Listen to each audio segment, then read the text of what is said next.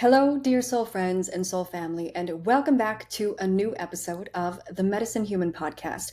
And oh my goodness, today's conversation is such good medicine. You are all in for a spectacular treat of an episode.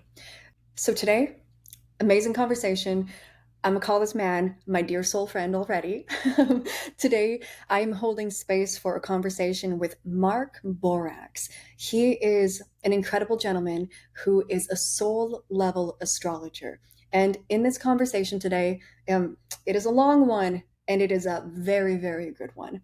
Today, we have a medicine conversation that is going to fill your cup and bring you inspiration and introspection in ways that I trust are novel, healing, and harmonizing for you. Already, this conversation today was such huge medicine for me. Yeah, this is such a good juicy one. I know that there's going to be things in this episode for you that will help evolve your life, help expand your consciousness, and help bring healing to many different levels of you. So, without further ado, let us just dive into this amazing conversation. And please, everybody, check out the show notes. We've got links where you can find Mark, you can find his magic and his medicine, you can order his new book. Yeah, there's so much goodness. So I appreciate all of you who are showing up for another episode. I hope that you guys have been enjoying the episodes that have been coming out. We've been doing a lot of interviews lately, and there's a bunch of solo episodes just with myself scheduled as well, and then even more incredible episodes or incredible interview conscious conversations coming. So, as always, I love you all so much. Thank you for your attention, for your focus, for your awareness. Thank you for your dedication in your own path of awakening and healing. Thank you for being the incredible light which you are. And I look forward to always connecting with you guys more. So let's dive in. You're going to enjoy this. Hello, Mark, and thank you so much for joining me today on the Medicine Human podcast. It is absolutely a privilege and an honor for me to host this conversation with you today. So, my new friend, how are you today? I'm feeling really excited to talk with you. It's a beautiful day here in Southern Vermont, and I got a new book out. Amazing. That is a good day in May, isn't it? So share with our let's just start at the top and sharing with our listeners, who are you, Mark? And as a byproduct of who you are, what do you do? Wow, who are you? Wow, that's a big one. So let's see. I'm a soul level astrologer. In 1987, I created soul level astrology as a way to look through the birth chart and get to the core nature of human beings. I teach soul level astrology in the College of Visionaries and Wizards. And I just wrote a book that completely tears down the 12 signs of the zodiac and builds them back up again, throwing out all of their cliches and getting to the soul. That's that's huge. That's incredible. When did this journey begin for you? This is, for you to even, state that you've torn down the typical zodiac signs and rebuilt them. How did this become your journey? How did this become your path? Well, when I was 29 years old living in Burlington, Vermont, my girlfriend at the time, for my birthday, gave me something. She said, I think you're going to love this. And it was my first astrology book. And, and I was really fascinated by it. So I spent 4 years studying my own birth chart. I was following the Greeks who said, know thyself in the Oracle of Apollo at Delphi. And I just thought, well, this is fascinating. And it's starting to reveal parts of myself that are really profound. So I never had an astrology class. There was no internet astrology, but I did study that book. And at the end of those 4 years, I thought, well, maybe I could do this as a living. I was working in the comic book business at that time, but my writing wasn't really making it, getting through published very much. So I was working on the editorial side, and I was hungry for something else and something deeper. And right at that moment, when I started thinking I could do this stuff for a living, a friend of mine in Berkeley said she'd just gotten a reading from this incredible wizard that just blew her mind. And she wanted me to listen to her reading. So we sat on the couch and she put on the cassette. And about every 5 or 10 minutes, she paused the tape and said, "Oh my God, did you hear what he said? Does he mean this or that? I don't know. Let's keep going." And that reading was so fascinating that I decided I had to get a reading from the guy. His name was William Lonsdale. And it took a couple months before he could see me. And that reading I had with him was more like an acid trip than it was like information. It transported me to another dimension. When the reading was over, I found myself outside his office. My whole body was soaked in tears. I hadn't even known I'd been crying. I was in another dimension. And the first thing I said to myself was, I got to learn to do for other people what this guy just did for me. And I said, I got to be your apprentice. You have to teach me. He said, we're not going to be teaching for a while. He and his wife had just finished teaching. But he said, you could come down and visit us. And so I became friends with them. And then a couple years later, they started teaching from their cottage under the 400-foot tall redwood trees in the Santa Cruz Mountains, and created a mystery school where he gave birth to a whole new zodiac that scrambles the signs and planets and houses in a different way.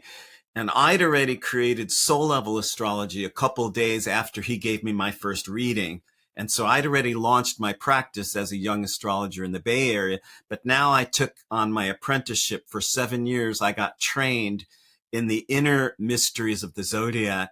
And then 4 years ago, I finally thought, I've learned enough about astrology and I want to go into the basic matter of the 12 signs and turn them inside out and get to their core, as if each sign is a country. And it's more like a travel book where I bring the reader into this incredible country of the zodiac. And it took 4 years and 3 months, 7 days a week writing. Recently finished it, and it feels just so good now for it to give birth in the world. The ebook version, the print version, and the audio version. Amazing. Amazing. What a huge accomplishment, and congratulations and well done at the same time. And I'm sure that this is such a gift to humanity for everybody that does feel aligned. Honestly, I will be placing an order for your book today because I'm severely curious in myself. Even I've never been a person that really falls deeply into astrology. It's a realm that I personally just haven't dove deep into. So for you, I'm so curious. I mean, your knowledge base is clearly so much more profound than mine is within this. When you were first learning the zodiac and when you were first learning astrology, how did you come to the conclusion that there was parameters within it or structures within it that actually could be dismantled and reborn in a way that I'm assuming feels more accurate or more integral? Or, how did this different perspective within the typical zodiacs come through you? It's a good question. I'd always sensed as a child even that there was way more to things than they were telling me. And I was lucky in that I was adolescent during the whole 1960s revolution. So I dropped acid and I hitchhiked from Connecticut to California when I was 16. And I got in on the tail end of the 60s. And those early experiences, those medicine journeys, ripped apart my normal structures of reality. It was like, oh my God, this is what life is. This is what music is. This is what sex is. This is who I am. Nobody seemed to be telling me, but right at that moment came the whole 60s thing. And so everyone was bursting out of their boxes. And so I always knew there was much more to the story, and I started experiencing astonishing synchronicities. One of them had to do with my teacher, who changed his name from William to Elias Lonsdale. Shortly after we met, we learned that we both started out in Queens, New York, then moved to northern Vermont, then moved to Willamette Valley, Oregon, then moved to the San Francisco Bay, then moved to the Santa Cruz Mountains, in that order. You both did that. Yeah, that's What is right. the age difference between you two? 7 years. Okay. Oh, okay. Yeah, and he was about 7 years ahead of me in each of those moves. It was like I was on his trail. And then we met in Santa Cruz. So when these kinds of synchronicities start happening, you begin to ask yourself if there's some overarching design. Things just can't be random. I narrate a couple of those synchronicities in my book, and because the book also dips into my personal experiences in places, not just the signs. And so I had a lot of reason to want to learn what he was teaching. And what he and his wife, Sarah, were teaching us in that cottage under the redwoods were the mysteries of the ages. This is not just astrology. What I teach my students in the College of Visionaries and Wizards, I don't teach them just a soul level astrology. I teach them how to live from the soul. The astrology is just a byproduct of that. And so in that mystery school in the 1990s, when Lonsdale brought through this whole different way of using the zodiac, it was like a time machine. He brought us back into the mysteries of the ages, gave us a whole new way to understand life and love and reincarnation, gave us a completely opposite understanding of karma and reincarnation, which I also go into. In fact, in the Capricorn chapter of my book, that's where I really go into the truth of karma. And so these classes were so visceral. They weren't heady. They weren't academic. They weren't just angels dancing on the head of a pin. It was in the gut. It was in your Shakti. It was like the astrology that Lonsdale taught me was as far ahead of all other astrology as Jimi Hendrix was from all other guitarists. And similarly, when Jimmy first came out, many of us couldn't understand what he was doing. It sounded like a Wolverine in a garbage can. Like it didn't even sound like music. It was so far ahead. But once your ears caught up to it, this was amazing. It was the same thing with Lonsdale. He was bringing through an astrology that was light years beyond what anyone else had ever done with it. And he'd been trained by the greatest astrologers of the 20th century. Mark Edmund Jones and Dane Rudyard were his teachers. And so in the ensuing years, in the last 35 years, since those mystery school days under the redwoods, it was brewing and bubbling in me as I used it in my readings, in my classes, even in the songs I write. And finally, it needed to come back out. I sensed that I had a new take on the zodiac that not even my teacher had ever gotten to, that no one had ever gotten to. And I wasn't sure how it was going to be received, but I sent advance copies to a couple famous astrologers like Stephen Forrest, and he was wowed, and he wrote a glowing endorsement. He's probably the most famous astrologer today in the world, and he loved it. And I thought, okay, I wasn't only speaking to the wild, radical, outlaw shaman astrologers like me, I was even speaking to the mainstream astrologers. And then I felt I'd done my job. Wow.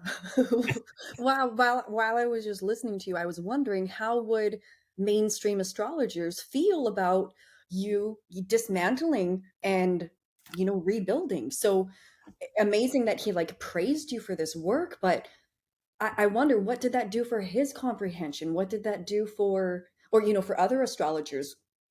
You do you know what I mean? Like Yeah, you're I wanted. taking their profession, you're taking their understanding, you're taking everything that they've built everything on, and it sounds like you're just kind of turning it upside down. Well, I wondered that too, and I Yeah. had that same question. And Stephen and Bruce Schofield and Stephanie Azaria, two other popular astrologers, also gave glowing recommendations. So I think what happened is, and I tried to do this consciously, I became kind of like the Beatles. Like the Beatles spoke to all demographics. I mean, even kids nowadays, 5-year-old, 6-year-old kids are infatuated with Beatles songs. They're not at all dated. And even though they were radical, Bob Dylan, the first time he heard them, he said their chords are outrageous. Like, who would have ever thought of those chords? They changed everything, but they also did it in a kind of populist way, not an elitist way. And so that's what I tried to do in my book. I wrote with so much love and so much humor and so much shamanic penetration, but I was coming at it sort of like the Beatles.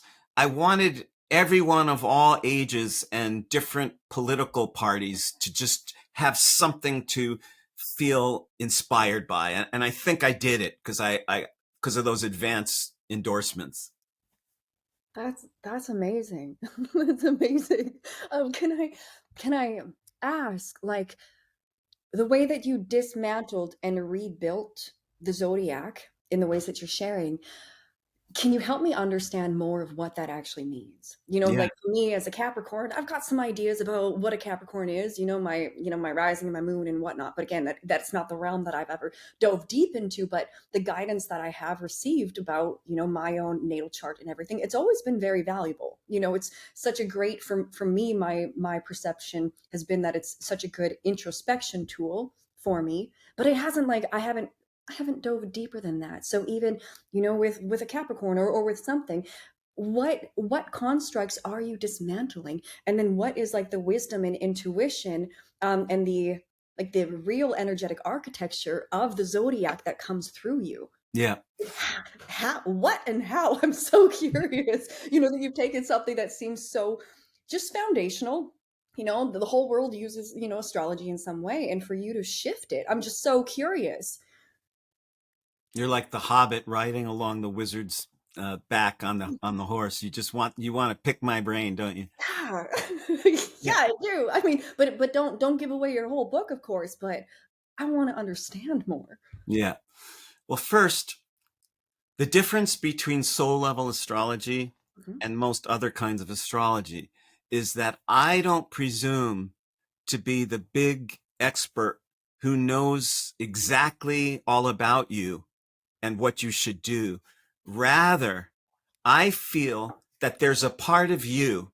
I call it the soul, but you could call it the core nature or the authentic self. I don't care what you call it, but there's a part of you that knows exactly who you are and why you've come back into reincarnation and what you're doing.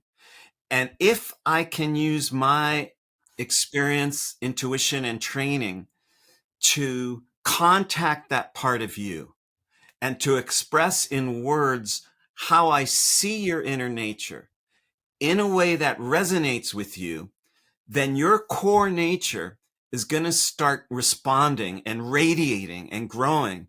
And with me on the outside and that part of you on the inside, your ego self doesn't have a chance. It's going to get murdered. We're just going to dissolve you with the truth of who you are. So soul level astrology is about me digging down through your conditioned layers and getting to that part of you and lighting it up, and using my words and my training and my magic and my tricks to just paint up an impressionistic portrait of how I see you on the inside. And whatever your challenges and struggles and karma and shadows are, I don't discard those, but I bring some deeper force of soul out of you so that you can go back into your life and know more of who you are, not just who you think you're supposed to be or who everyone else wants you to be, but who you are. That's what makes it soul level astrology. So that's one answer to what you asked. Okay. Mhm. Okay.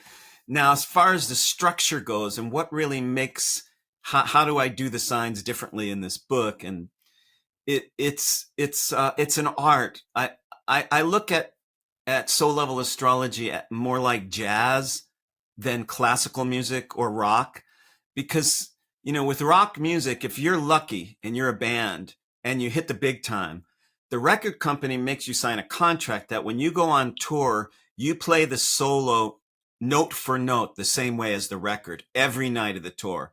that would fucking drive me crazy.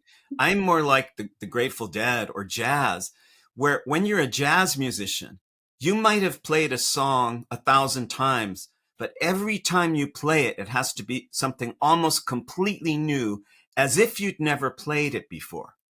That's me with the birth chart.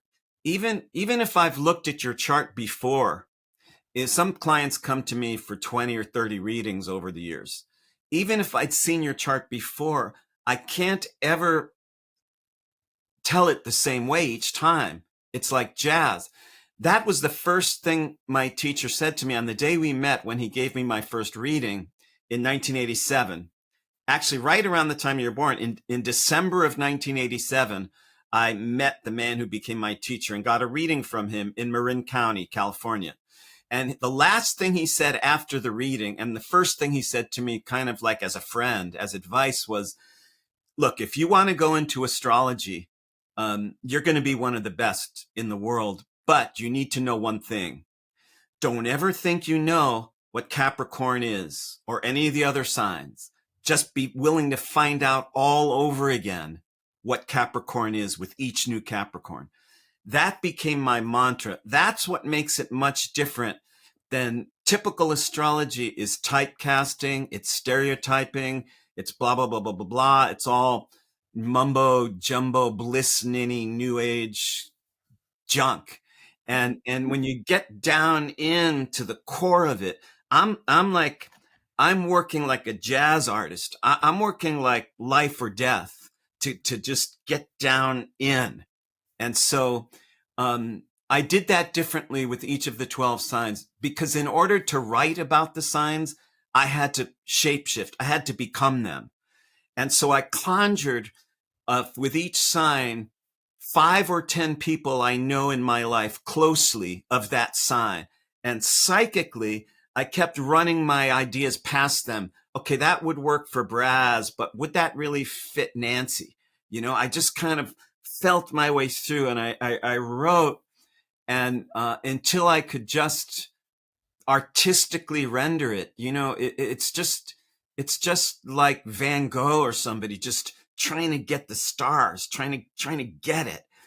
And you look at Van Gogh and you say, what makes Van Gogh different than every other painter? I don't know. There's all kinds of technical things, but it was of the soul.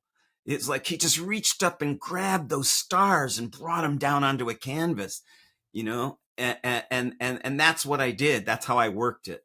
So it doesn't really answer your question from an analytical viewpoint, but kind of from an artistic one. I think that there's so much value in how you just shared about that. I love that you're tapping into the work that you do and the medicine that you do, but you're tapping into it from the place of an artist. You're tapping into it from the place of a musician. And it feels and sounds like you're tapping more so into like the living library of the soul, of the actual like living information, that it's not just these stagnant parameters around this is a Capricorn, this is a Pisces, this is this. It's like you're really tapping into the living information within that soul, aren't you? You're going to love my book. Yeah, Yeah, I yeah, yeah, totally. Because I am. even go into the living library. I present this idea that the Library of Alexandria, which was the greatest repository of knowledge in the ancient world, didn't totally be destroyed, but it's in some kind of etheric dimension that we can still tap. So when you even talk about living library, you're talking about my book. So it's pretty cool that we're on that same wavelength. Oh my goodness, that's beautiful. Oh, and I mean, you've got obviously my mind very stimulated right now. I'm curious, again, my forte is not astrology. With, for instance, again, like with a Capricorn, whether you're born at the beginning of a Capricorn season or closer to the end, like does that even shift how you experience and rebuild the zodiac, like the actual timing of somebody's birth within that zodiac sign? Yeah, it does, because you see, each of us has all of the 12 signs within us, but in a unique mixture, in a unique blend. And so even though you're a Capricorn, you're not just Capricorn. You might be a kind of scorpionic Capricorn or a Sagittarian like Capricorn. I'm a Libra, but I have Sagittarius moon and rising, and Capricorn is the key to my entire life. I'm trying to get to Capricorn. And I say this in the Capricorn chapter. So when you look at the birth chart, you're looking at a blend. And so everything has to do with not only what kind of Capricorn you are, whether you were born in the early stage, middle stage, or the late stage, but also how all the other planets work. I have 4 planets in Scorpio, 4 planets in Libra, Sagittarius moon, Sagittarius rising, and my destiny point is Capricorn, Mars in Capricorn, and I was born in the year of the horse. And so all of those factors are this blend. So the chart becomes this celestial mandala. It's like a celestial DNA. Your DNA doesn't tell you exactly how you're going to be, but it's the blueprint. It's the cosmic blueprint. And reading it is no less challenging and provocative than reading King Lear or Hamlet or Lord of the Rings. You know, you could read those things when you're 12 years old and when you're 50 and when you're 90, and it's always like a different experience. It's the same with the birth chart. I could do a reading for you. I could do one reading for you every year for the rest of your life. And we still wouldn't get to the bottom of it, because how could a human being be any less layered than a great work of art? I look at each person as an art. You have a life art. It's the art of being you, the wacky way you see things, your own crazy feelings and the things you love, and your wounds and your, the strange, unusual way you have of looking at certain things. That's an art. And when you when you awaken to your life art, there's no right or wrong way to enact that art, because art is not algebra. Algebra has right and wrong answers, but art has remedial and advanced. You can have clumsy, awkward initial versions of practicing your life, and you can have masterful, provocative, refined ways. And that's what I go after in my work and in the book. Wow. Wow. Oh, you said that you're always you're trying to get to Capricorn. And then you mentioned that Capricorn is your destiny point. Would you share with me, like, what is a destiny point? Is that like life path numbers? No, I'm sure it's not. But then also how you phrased, I'm always trying to get to Capricorn. What does that mean? Why is that? Is that a finish point? What is the trying? What is the getting to? What does all of that mean for you? Yeah. I, this is good because I go into this in the book. The book is called The Ruby Heart of the Dragon. And I also Sun want to know sign. why you named it that. That's my other question for you, okay? Yeah. Yeah. The Ruby Heart of the Dragon, Sun Signs for Our Times. And your viewers can find it on the rubyheartofthedragon.com or Mhm. markborax.com. And the reason why I call it the Ruby Heart of the Dragon is because there are these 2 points in the birth chart. They have different names.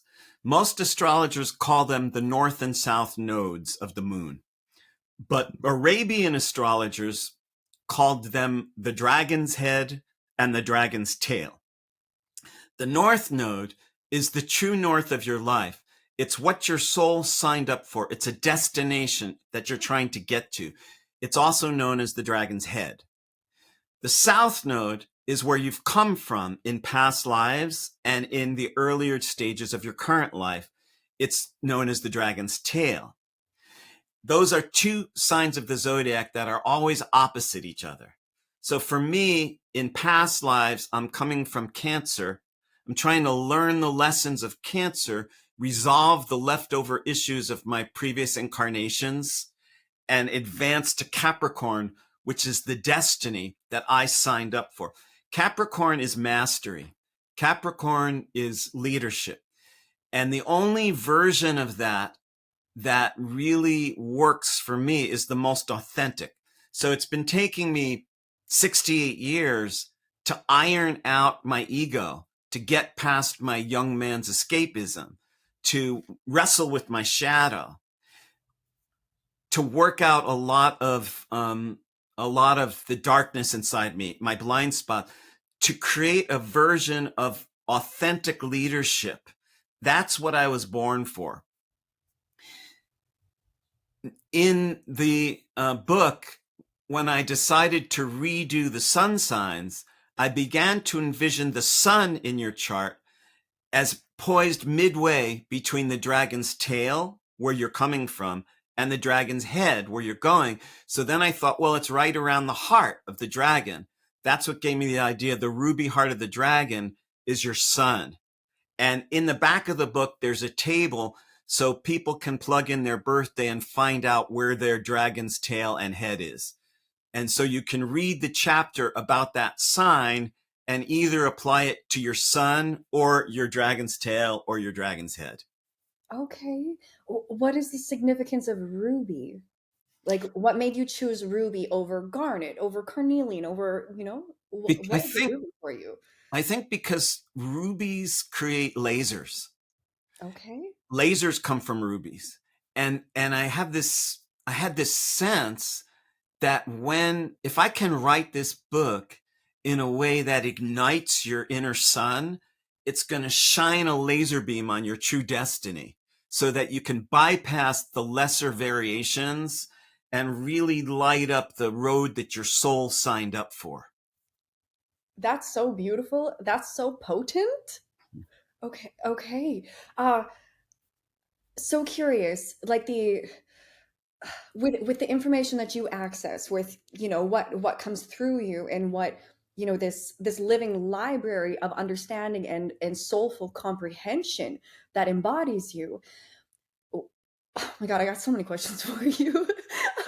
I'm curious, like, does the Akashic records, do things like that play into, or how do you see things like that within the realm of what you're accessing? Because you're accessing soul wisdom, soul information, soul path. You're what you're accessing is so profoundly deep for a person. Where do things like the Akash come in? If That's part what of is it. your idea on that? Yeah, that's definitely part of it. I I look at the birth chart not as the be all and end all of existence the way most astrologers do. I look at it as a lens. It's a tube. It's a microscope. And so I'm just kind of holding up the birth chart in order to open a window into your soul. And I'm not obsessed with every little thing in the chart. Many of my most favorite readings, I actually never mention an astrology factor. I don't ever say Gemini or Jupiter or seventh house, unless the person wants me to, because I want to talk about you. I'm not in love with astrology as astrology. I don't consult the stars before scheduling podcasts. I haven't memorized the charts of my children. I'm not in it that way. See, for me, that kind of astrology is like, it's like there's these two lovers in the Swiss Alps in a chalet, and and the guy is looking at the window and saying, "My dear, isn't this an amazing window? The panes of glass are 2 feet tall and a foot and a half wide, and look at the oak trim on the window." And she's saying, what the fuck? Look at the mountains on the other side. Look at the valleys. But and that's most astrologers. They're obsessed with the chart. I don't give a shit about the chart unless it opens a window to your soul, to your past lives. So the Akashic records come in. My clairvoyant ability comes in. Mostly I'm clairsentient. I'm not always clairvoyant. I can't always see things. Sometimes I'm clairaudient, but I can't always hear things, but I always feel things. And I'm feeling into the Akashic records. I'm feeling into the book of the soul.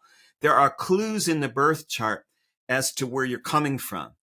I have a Cancer dragon's tail. A lot of my past lives are coming from a kind of emotional weakness, emotional dependence, um, a watery state. I'm trying to get to Capricorn, an earthy, substantial magic, an authentic power, and so yeah, the Akashic records come in, intuition comes in.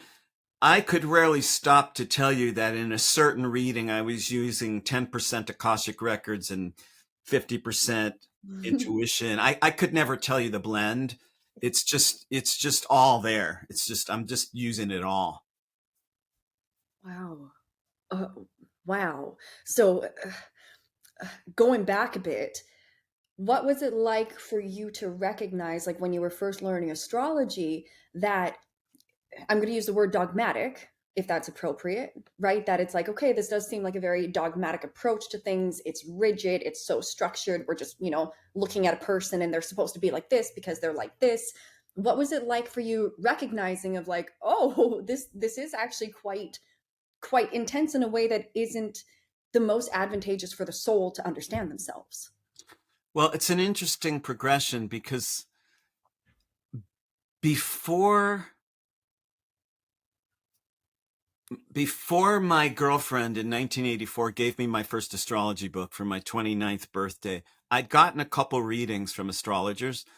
And the first one was also a birthday present from another girlfriend in Ashland, Oregon, um, for my 25th, no, for my 23rd, 24th birthday. Um, my girlfriend at the time said, I want to give you a birthday present. Come with me. And I got into her car. She drove me to the house of a hippie woman, an Oregon hippie woman in the late 1970s. She knocked on the door and said, this is Virginia. She's going to give you your first astrology reading. Happy birthday. And then she left. So I went and I sat in this woman's living room. Prior to that, I hadn't either decided that I believed in astrology nor disbelieved in it. I just held it sort of neutrally. But when I think back, I always knew what signs all my family and friends were. So some part of me was probably interested in it. And I sat down there, and for 2 hours, this woman, her opening salvo was, I can sum you up in 2 words. And I was pretty skeptical. I was born in New York City. I'm kind of a funny version of the new age because I'm both a skeptical New Yorker and a kind of cosmic California person. But anyway, I thought, okay, what? And she said, um, communication and relationships. And I was like, okay. And then she proceeded to spend 2 hours talking about the deepest parts of me, some of which I'd never shared with anyone, not my family, not my lovers. And I thought, whoa, there has got to be something to this. And so that got my attention for sure. And then at another point, I got another reading, and I was with another girlfriend years later, and we got a relationship reading combining our charts, and that made sense too. And it was by this couple in Connecticut. They were both astrologers. They both did the reading in a house that was filled with kids in diapers and goats walking in and out. And I thought, I love this. It was such a down home version of astrology. It was so not elitist. And so then when I studied that first book, Alan Oken's Complete Astrology, I studied it for 4 years. It appealed to me because, especially with Sagittarius moon and rising, I deeply believe in spirit and magic, but no one version of it. I can't ever just be a Buddhist or a Hindu or a Jew or anything, but I take bits and pieces from all of those things. I've studied mystical Judaism. I've studied the Kabbalah. I've studied mystical Christianity. I know a little bit about Buddhism. I've studied a lot of things and I read thousands and thousands of books. But the first system that I'd ever come across that went deep enough, far enough, without seeming didactic, without seeming preachy, was astrology. And that gave me a structure, but the structure was enormous. And the way that it was taught to me during my apprenticeship carried me beyond anything I'd ever read in a book. This guy was amazing, and he was super influenced by Rudolf Steiner, and Steiner had a very deep and profound astrology. And so for me, astrology is a system of thought. And what I like to use it for is coming up with new stories. And shortly before he died, the great mythologist Joseph Campbell said, "The world is suffering from lack of a new story. The creation myths are obsolete. We need new stories to save the world." That was the month that I saw his interview with Bill Moyer, The Power of Myth on PBS, was when I launched my practice. Right after I got my reading in December of 1987, I thought, if I'm going to give the world new stories, they got to be from the soul. So I called it soul level astrology. It took me many years to figure out what that meant, but that's what I wanted to do.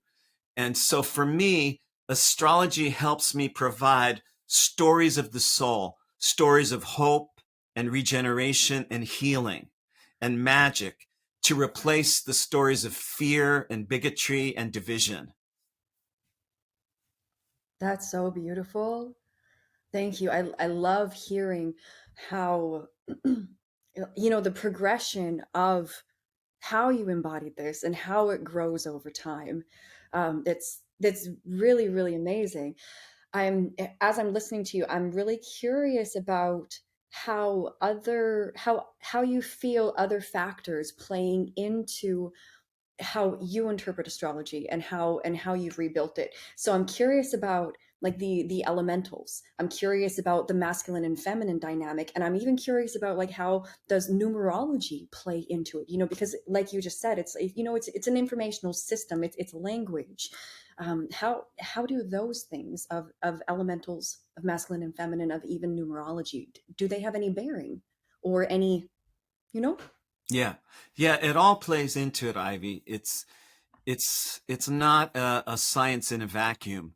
And so um in my apprenticeship, we worked with the elementals. We worked with Western mystic tradition, um, and so all those factors have a bearing. It This is why two people with the same birth chart, like let's say identical twins, grow up very, very differently. It's because they've both had different past lives. So even if two people were born the exact same moment, and even if they're not related by blood, and they have the exact same chart, they'd be very, very different beings, because when the chart has to transcend the chart. Otherwise, you ping around it like a pinball. You just bounce around the chart. So numerology, elementals, history. I'm a student of history. I'm a student of music, poetry. All of the things come in, and just my basic humanness of having spent 40 years listening to people's souls, meeting on a soul level with people. That's been my life for the last 40 years. That's how I make my living. And so I've learned a lot from experience of hearing people's dreams and struggles. And so when I'm using astrology, it's really like a touchstone or a diving board. It's not the final determinant. It's rather just the indication, just the place that I can keep going back to and launching off from. Otherwise, it becomes way too confined, too narrow. Like some people use religion. It's just it doesn't have enough freedom in it. I'm crazy. I'm crazy about freedom. I came of age in the 1960s, and the whole thing was the freedom then, just to break out of boxes, and I've never stopped doing that. I inherited that coming of age because I was a teenager. Oh, amazing. So for you, the soul level astrology, it's like a doorway, right? It's an informational doorway that we can access, and then we're going to go a lot deeper. We're not going to focus on the doorway. The doorway is just an entry Right. point to get way deeper. With what like your typical astrology is these days, that whatever the typical is, versus the way that you embody and dive deeply into matters of the soul and soul guidance for people. you know I'm curious of, what would be the difference if I, with my limited understanding, go to a typical astrologer for a typical type of reading or get like a free printout on the internet versus what do I, as a woman, as a soul, as a human in this reincarnation, what is the difference, that I would actually receive? Oh yeah, and you asked that question too about gender, about male, female. Yeah. Um, well, first of all, I think there might not be anything such as a typical astrologer anymore, because a lot of the things we studied in the mystery school 35 years ago made it into the world of astrologers. I hear young astrologers. I've met, I've met some 17-year-old female astrologer and other young astrologers, and I've heard my words come out of their mouths, but they didn't know they were quoting me because I said those things 30 years ago. And so some of what we did then has folded back in, and there is a new breed of astrologers. I think there's an old guard of astrologers too, and they're more stuffy and they're more stuck. And some of them are earnest and sincere and limited, and others of them may be more magical and open, and others of them may be boring as hell. So I don't really know what a typical astrology reading would be like anymore, because it's changing.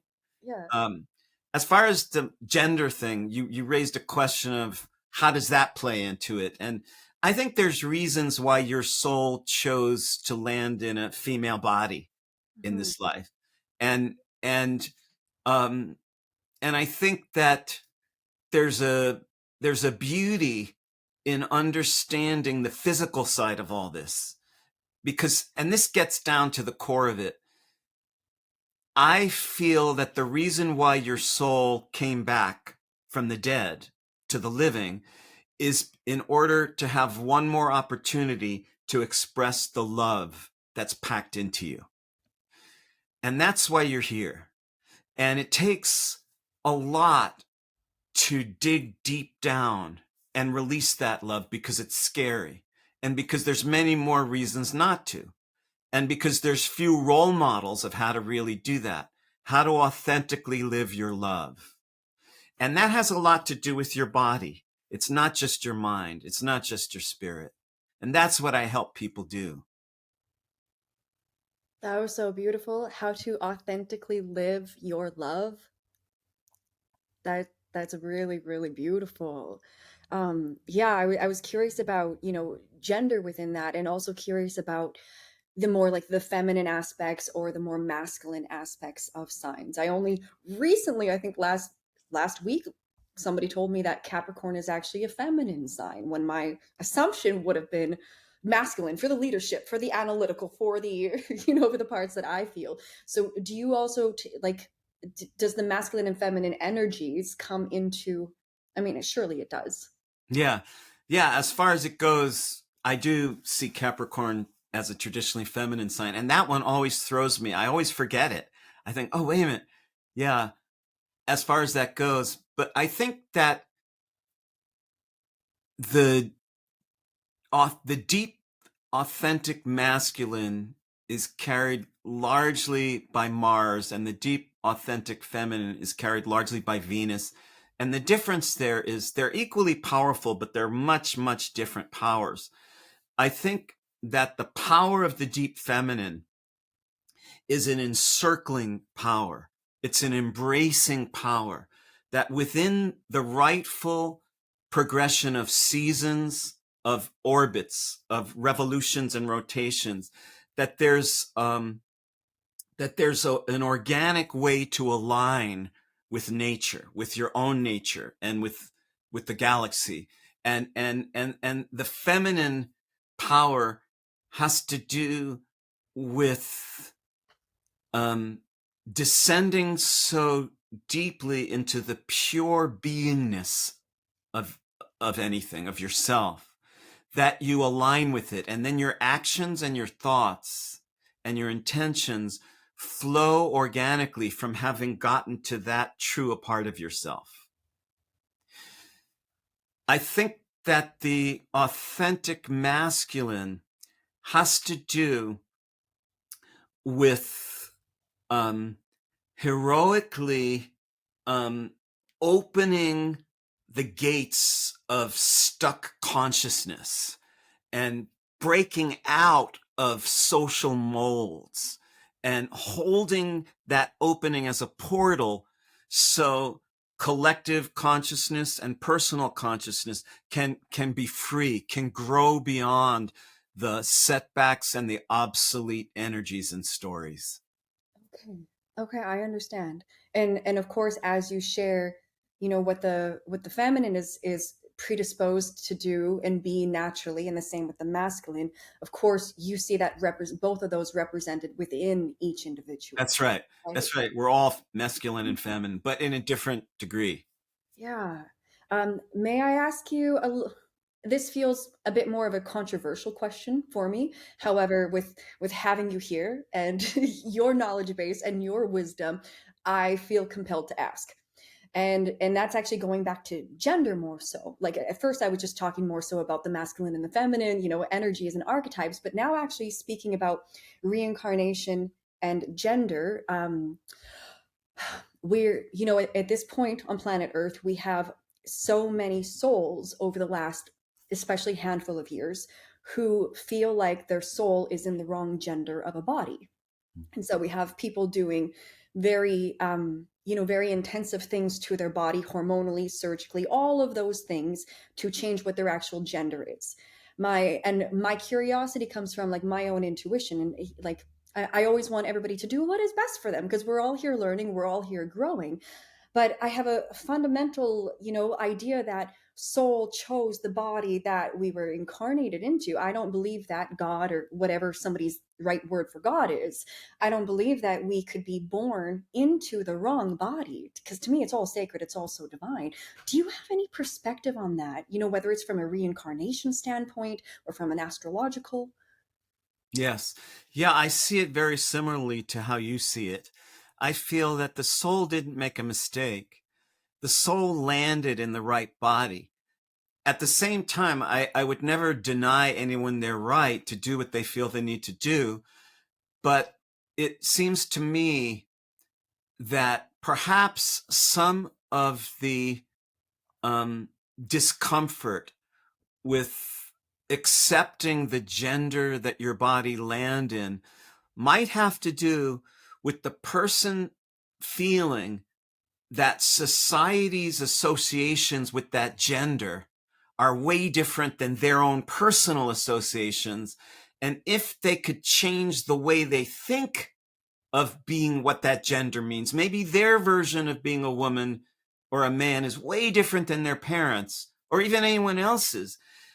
I like to think that might be a more elegant and less invasive way to handle it than surgery, because I'm wary of any kind of surgery. I come from the old hippie alternative medicine version of health rather than the big pharma version of it.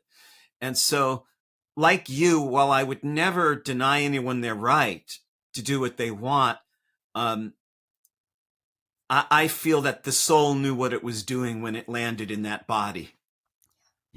Thank you. Thank you for very delicately sharing your opinion on that.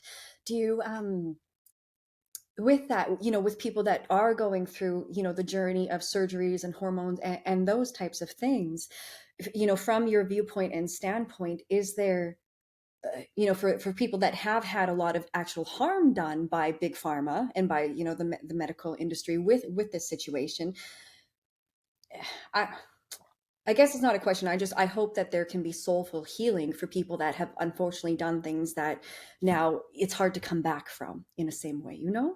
Yeah. Um, so do you see like on a soul level that even these things have purpose in the soul growth? That it isn't like a detour, like it's, God is still in all of it for that person to start to do that inner work. Yeah. Yeah. Well, God is in everything. Spirit is in everything. There's nothing so bad that the soul can't ever recover. And so I'm always holding out. Also, there's this perverse gene in the human species, which makes it so that it's very difficult to learn our lessons until we first learn the opposite of them. And so you'll take a woman who stays in an abusive marriage for years and years. And her friends are saying, you got to get out. You got to get out. And then she finally gets out. It's very possible that by staying there longer, she got the lesson much deeper. And now she ain't going to go back in that direction no matter what. So even the strangest self-betrayals in the long run can create the greatest resurrections. And sometimes it takes lifetimes, though. And so you can't always depend on that happening all in one life. Yeah. That's so beautiful. Thank you. Um, and how you just said that sometimes it takes lifetimes. That's I've been in the healing industry for a long time, and I see practitioners and people who are younger than me and a little bit newer at these things and newer at helping people. And something that I've really learned along the way is, if you're going to help somebody, help people that are ready, willing, and able to help themselves. Before you ask a man if he wants to heal, first ask him, are you ready to get rid of the things that made you ill in the first place? And a big lesson of what I've seen a lot is that you can't force people to heal, you can't force people to change. And sometimes, in my perspective, it seems as though people have to play out their choices. They have to go through the path that they have chosen, and they might not come to the healing and awareness and evolution that I think is possible or I see as possible. Sometimes maybe it's not in this lifetime for them. Is how would you interpret situations like that where people are just really in those ruts, and you can see the light at the end of the tunnel for them, and maybe they can even see it, but it seems like it's just not right timing? Is it that soul needs to stay longer in the darkness or in the shit? Or like in my own life, I've really recognized that sometimes, just as you were saying with a woman in an abusive relationship or marriage, sometimes the longer you stay in the shit, the more wisdom you get to extract, because that length of time in it, whether you're in something hard for 3 months or whether you're in something hard for a decade, to me, the wisdom extracted can be very different. But what That's right. what are your thoughts? Yeah, well, that pretty much explains the state humanity is in. We're an adolescent species. We're the only species on this planet that hasn't fully grown up because we're destroying ourselves. And no other species does that. Individual members of species might destroy other individual members of species, but there's no species. Bears aren't destroying bearhood, and lions aren't destroying lionhood, but humans are destroying humanhood. And it's because we haven't awakened yet. The Sufis have a beautiful idea that they call, there goes a true human being. As if the version of humanity that we've seen thus far is a prototype of this advanced model that we haven't gotten to yet, but that individual outbreaks have gotten to through the ages. Those individuals who did awaken and saw beyond the limits that the others have been trapped by. But you can't awaken until you learn the lessons of the stage that you're at. It's premature to gain an enlightenment that you can't live up to. Ooh, say This that is again. all That was Capricorn. good. This is all Yeah, very Capricorn, so it's really going to get to you. thank you. You're welcome. And so when you have an enlightenment, when you have a satori, when you awaken, when you have a breakthrough, whether it's on an ayahuasca medicine journey or just in your life or making love or meditating or playing music or anyway, all of a sudden you see beyond your former limiting paradigms and you realize there's this whole other, more expanded way to view things. But one of the first things you become aware of is how unaware you are, because you didn't know how unaware you were before you had the Satori. You didn't even know that you were limited. Now you realize you've broken out, but you can't gain enlightenment without becoming more aware of how unenlightened you still are and how much more there still is to go. So that can take lifetimes. That can take a lot of stuck marriages or stuck jobs or stuck political ideas. And in that stuckness, you need a combination of self-love and compassion with a relentless urge to break out of your own blind spots. That's the combination I bring to my work, to my book. At the same time that I look at you, I see what you're capable of. I see how magic you are. And each person is uniquely magical and extraordinary. And I feel empathy for the places you're struggling. And so to gain true mastery means not avoiding mistakes, but making almost every mistake in the book and learning from them. And that's what humanity is still doing. And whether we're going to learn it in time or not is up for grabs. I think we got about 20 years. I think we have the next 20 years to either make it or break it. Okay, okay, I hear you. Um, Thinking of humanity and that, this bifurcation that we're in, this right, this changing over to a different harmonic frequency while we're still very much like in the shit of humanity.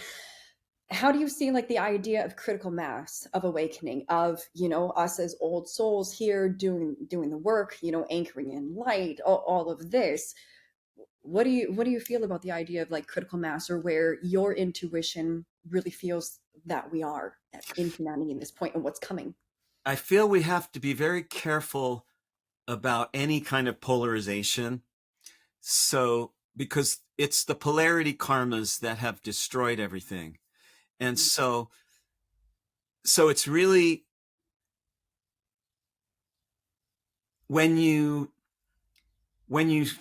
look at the big mess that's out there and you identify what your part of it is, you can gain a kind of awakening that doesn't polarize it as the awakened ones and the non-awake ones, but rather recognizes that everyone has the potential to awaken and everyone has the potential to slide into the darkness. And it's never that easy, that there's a chosen few who woke up and then there's the poor schmucks who are stuck out there. So inside myself, I have to keep battling with the part of me that gets fed up with my fellow human beings. I mean, I've been trying to wake people up for 40 years, even before I became an astrologer, with poetry, with rap sessions. In the 60s, I was hitchhiking around the country trying to wake people up. And so I get fed up with how many avatars through history have to tell us to treat others the way you want to be treated. How many times do we have to hear this? How many Buddhas and Christs do we need, and Mother Teresa's and John Lennon's and Martin Luther King? When are we going to get it? We don't need any more high truths. We just need to act on the ones we already have. And whether that's going to happen in my lifetime or not, I don't know, but I'm fighting to save the world for my kids.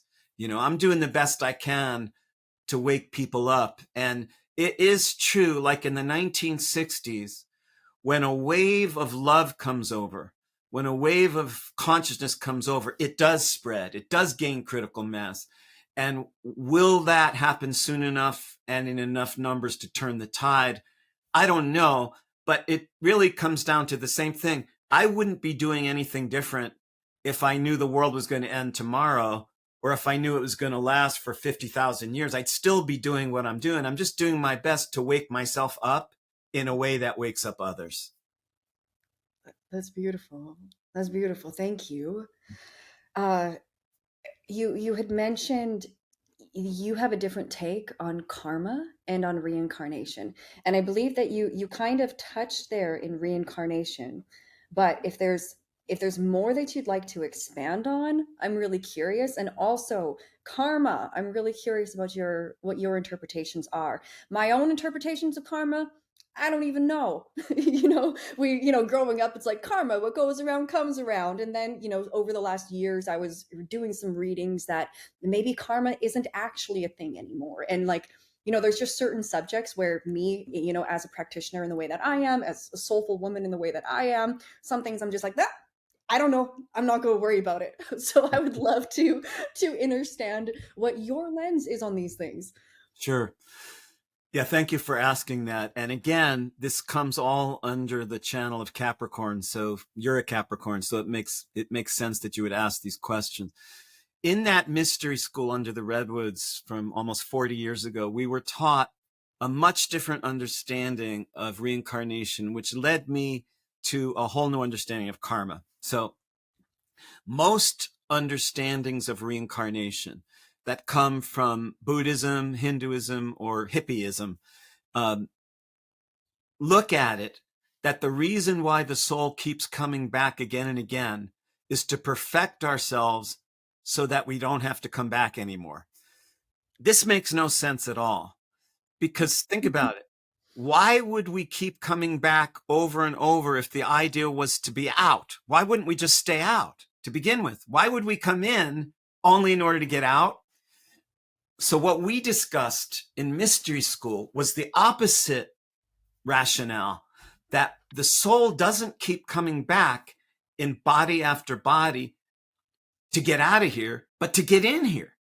And that if you could arrive and gain presence as the unique being of love and creativity and magic and sexuality and compassion that you are, then all the reincarnation serves to, in the present moment, awaken you with no escapist tendencies. Otherwise, in the other version of reincarnation, it acts as if life is the booby prize for souls that were on their way to nirvana and took a wrong turn and ended up in Chattanooga. You know, and it just doesn't make sense. This isn't a booby prize. We were taught that to be human is not a burden. It's not a prison sentence. It's not purgatory. It's not punishment for things you did wrong. It's the greatest blessing and treasure. To be alive is a miracle. It's no less towering than a mountain. The fact that you exist is no less grand than that mountain exists, or a raindrop, or a blade of grass. And to be fully alive with all your senses open, rather than the blinders that Western culture puts on babies when they're born, to see it all, to look with your third eye, to feel it all, that makes more sense as the reason for reincarnation. So if you take it that way, then what karma becomes is the greatest blessing of all. Because until your past incomplete patterns reconstitute, you can't gain presence in the places where you've been least present. You can't gain awareness in the places you've been least aware. So the gift of karma, see, karma isn't punishment for things you've done wrong, and it's not reward for things you've done right. It's the universe's way of getting your attention. It's summoning your fuller presence by bringing back the patterns where you've been least present, least aware, least functional. When you look at karma as the greatest lover of the soul, it's the one force in the universe that will never give up on you. You see, your karma won't say to you, Ivy, back in 15th century Russia, you didn't wake up. I asked you to wake up 100 times in that life and you did. Your karma doesn't say 100 years ago in Chicago, I asked you to wake up 100 times and you didn't wake up.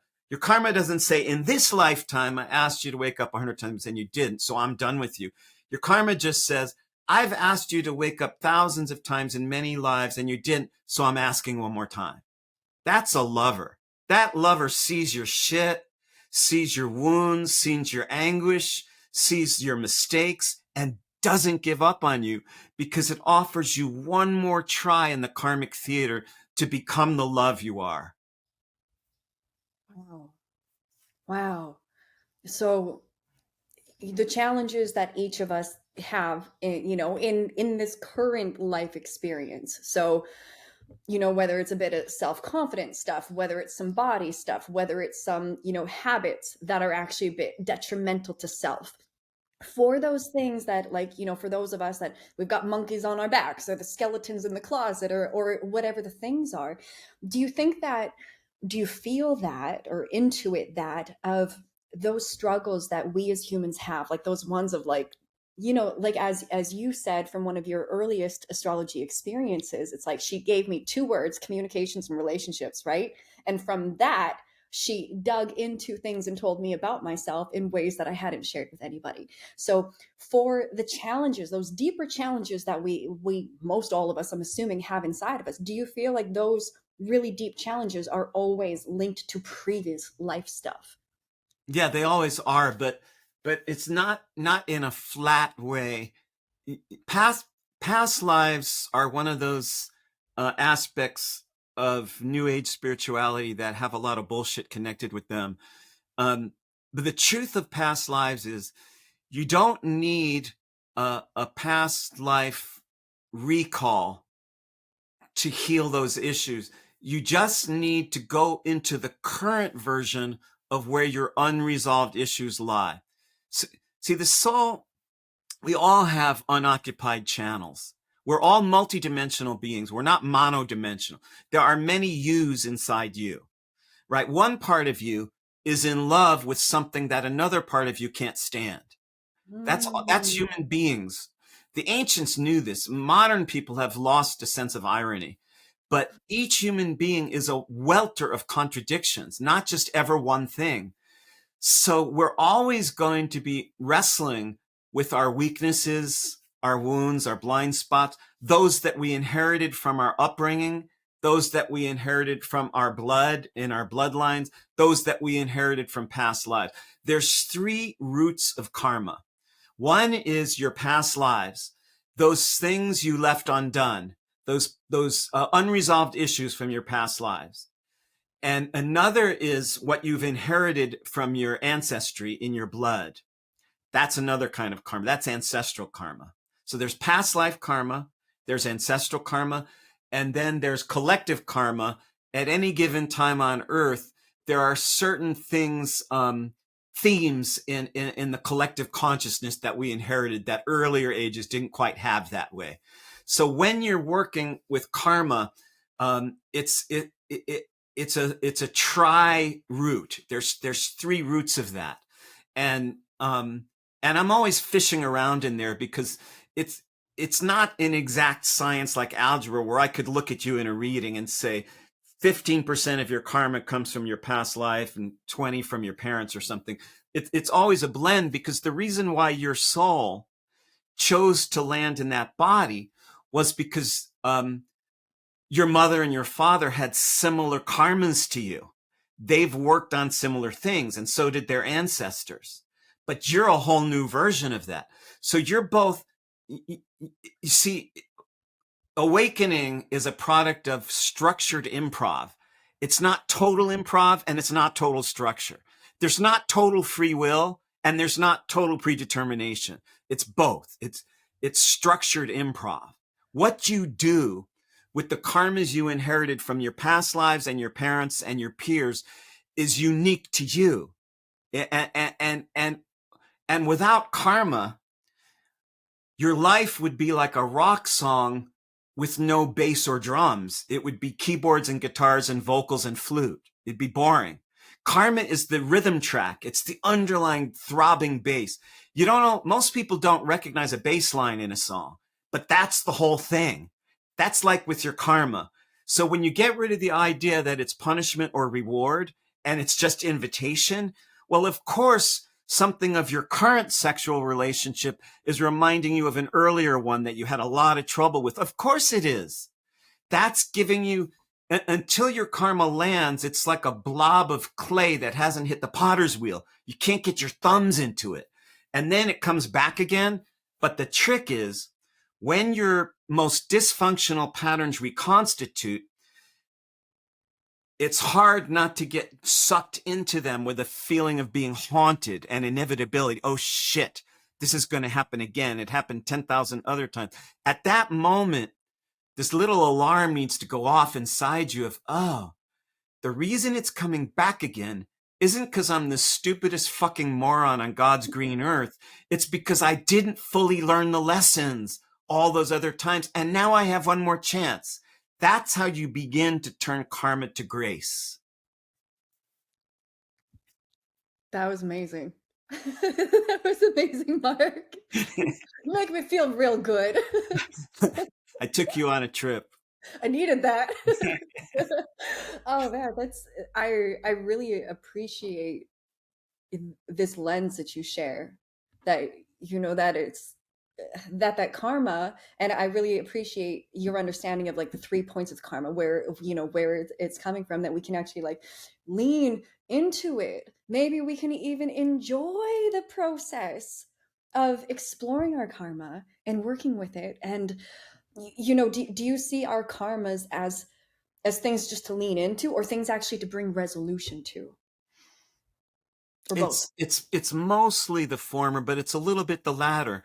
It's that, you see, however much you heal your karma and however much enlightenment you gain in this life, when you die, you won't be perfect, because none of the greatest people who ever lived were perfect. Christ didn't get perfect. Martin Luther King didn't get perfect. Mother Teresa didn't get perfect. What distinguishes the greatest is that they wrestled even more with their shadows, not that they ever got perfect. That means that the moment you die, you will not have eradicated every ounce of lust and depression and envy and greed and anger and jealousy. So forget it. It ain't going to happen. Trying to perfect yourself is the carrot on the stick in front of the donkey. I mean, you're never going to eat it. You're never going to get there.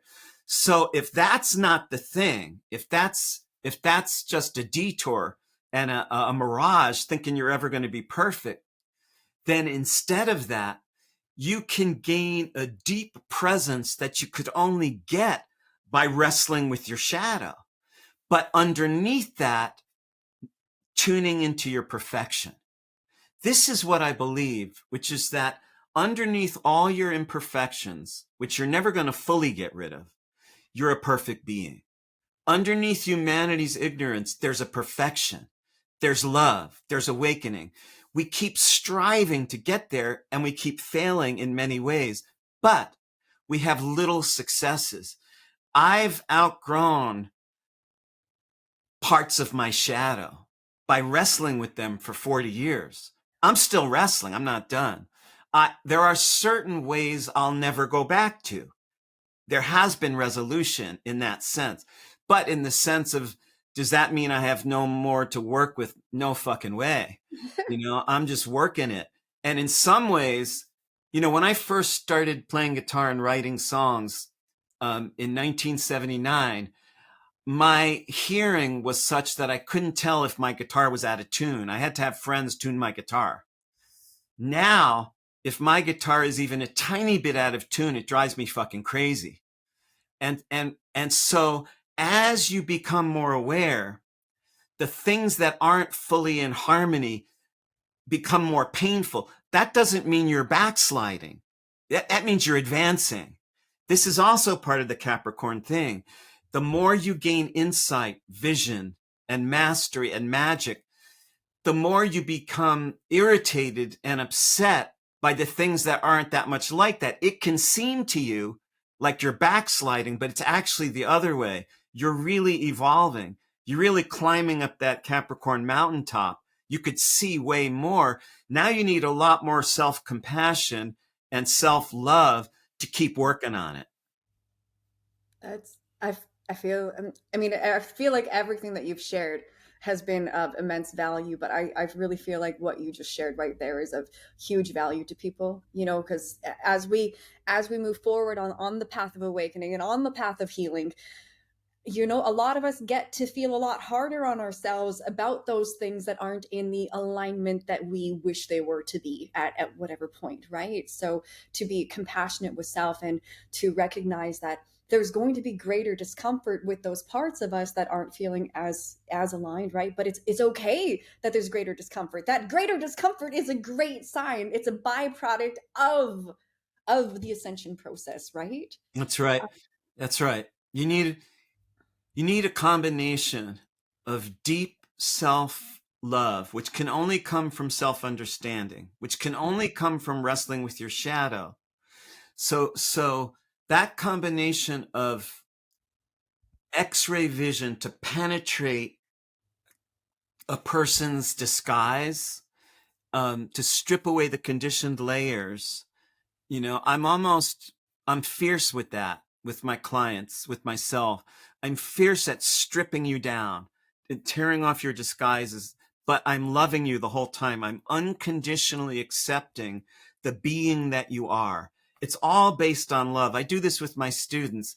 I've been teaching a group of chart study students in a 3-year program. We're almost 1 year through, and this is the last time the doors open for new students to jump in if they want to. And with those students, I'm teaching that whole circle. I'm holding them in an unconditional embrace. And so when you have a combination of deeply loving yourself, believing in yourself, trusting yourself, and also relentlessly peeling off your disguise, I think you got the winning combo. Wow. Because one Wow. without the other is lacking. If all you do is totally love yourself and never fight against your demons, you're going to be a shallow person. But if all you do is fight against your demons and not love yourself, you're going to burn out. So you really need both. Amazing. Amazing. What one more thing on the idea of karma that I'm really curious about, it kind of like a two-part thing, is what about when it comes to our children? So right, sharing that you're still wrestling with it, right? It's like that growth process does not end, that healing and awakening process does not end, and right, assuming that you have grown children. So I'm curious, how does your work within yourself still affect your children? And then also, even, for a person like myself, who I don't like, my children have not come through yet. So, can I clear some of that karma before they come? And then another part of what I'm curious about is, I've heard that when we do our inner work and inner healing, that it actually helps to heal our bloodlines, right? 7 generations this way, 7 generations that way. What are your ideas on these concepts? These are great questions. Well, I have children, but they're not really grown. I have one child who's going to be 19 and another who's 14. And and as far as healing your karma before having children, is a beautiful way to look at it. But it's also good to remember that since you're never going to be perfect, you can rest assured that there's a perfect reason why a particular soul would choose you for their mother. And it's not because of your perfection. You can be sure of that. A soul would choose you for its mother because it has resonance with you, that it belongs with you. Maybe you've known each other in another lifetime. Maybe it was a different relationship. It wasn't the mother-child version that might happen in this. And so it's commendable to think of it that if you can hurry up and heal your karma before becoming a mother, you won't pass it on. But I also think it's a lost cause because you're going to pass some of it on anyway, inevitably. You're going to be imperfect, but it's going to be the right imperfection, because that, for whatever reasons in the universal intelligence, that soul needed your perfection and imperfection. It didn't just need your perfection. That's really beautiful. That's I think that's good for a lot of people to hear, because there's this like internal drive of, I don't want to pass along my shit. I don't want to pass along my family shit, like, oh my God, if I can resolve that. But that's a heavy burden to think of. I need to become some type of perfection before a soul can come through. So I really Yeah. appreciate that. with Yeah. with the idea of when we do our inner work, that it heals forward and it heals backwards. Do you think that that's actually accurate? Do you feel like that's actually true? When I'm doing my work, am I actually helping my mom and my dad and my great grandmas and those that have passed on long before? What do you think? And forward. Absolutely. You're even helping your past lives, because time doesn't just move the way we think it does. And time is a great mystery. And one of the things that I work with my students is how to unbind time, because time has become a tyrant.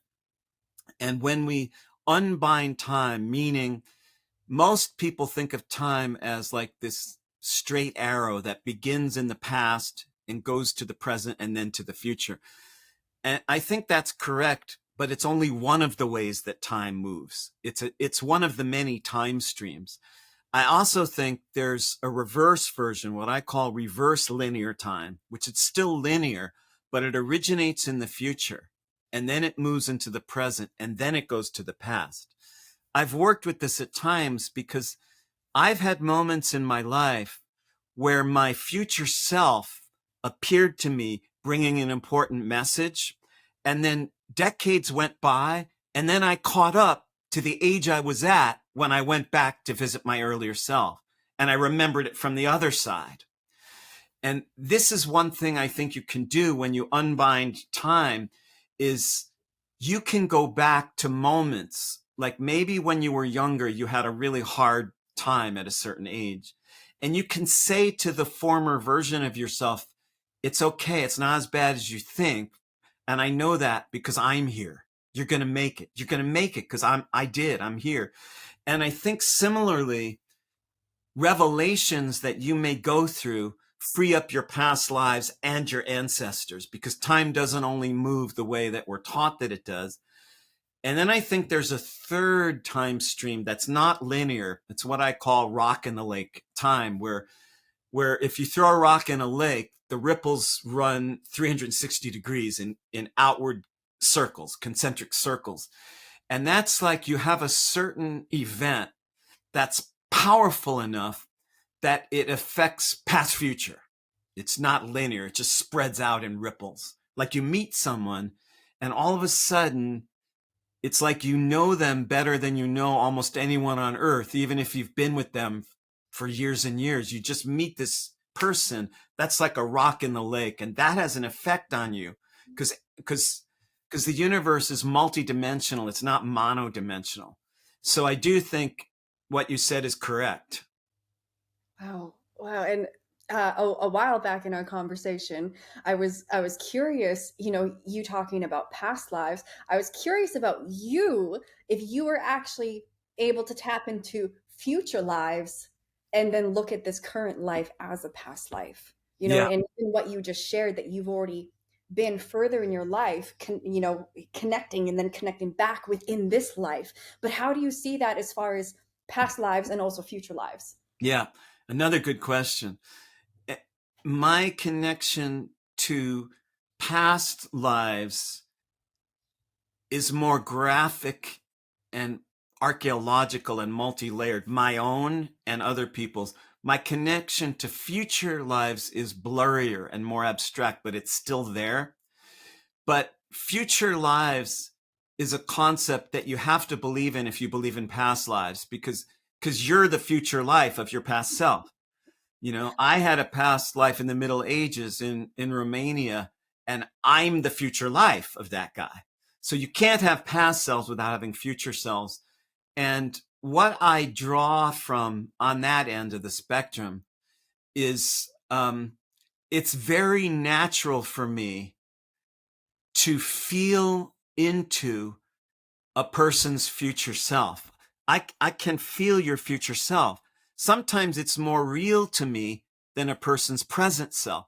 This is where I got into trouble with girlfriends a lot, because I've had, a million love relationships in my life. And I would always just totally glom onto their unbound, liberated, magical future self. And I would have trouble relating to their present self because it wasn't there yet. And this was quite an initiation for me. Like you were tapping into their future self in a different life, like in a next life, or their future life or their future self as in still within this current timeline. Mostly within this current one, but it was Okay. still their future self. Yeah. And probably there was a longer connection too to their extra future self. But I'm sort of a present time guy. And so for me and my chart, it's not, I don't have an abstract need um, to mess with the mysteries. It's like, what can I make of it? That it's very, I'm a very embodied mystic. I'm not an abstract mystic. I want to bring it all down to earth. My chart is like that. In my chart, I have 13 planets above the horizon and 2 below, but one of them below is Mars and my dragon's head, Mars in Capricorn, dragon's head in Capricorn. I want to get my hands on it and bring it down and bring it in, like playing the drum, playing the guitar, making love, making a career out of the mysteries. I took astrology and I turned it into something practical. It's paid my way through life for 40 years. So for me, the future part of it is like it's like a goad to bring out the best of the present. Okay.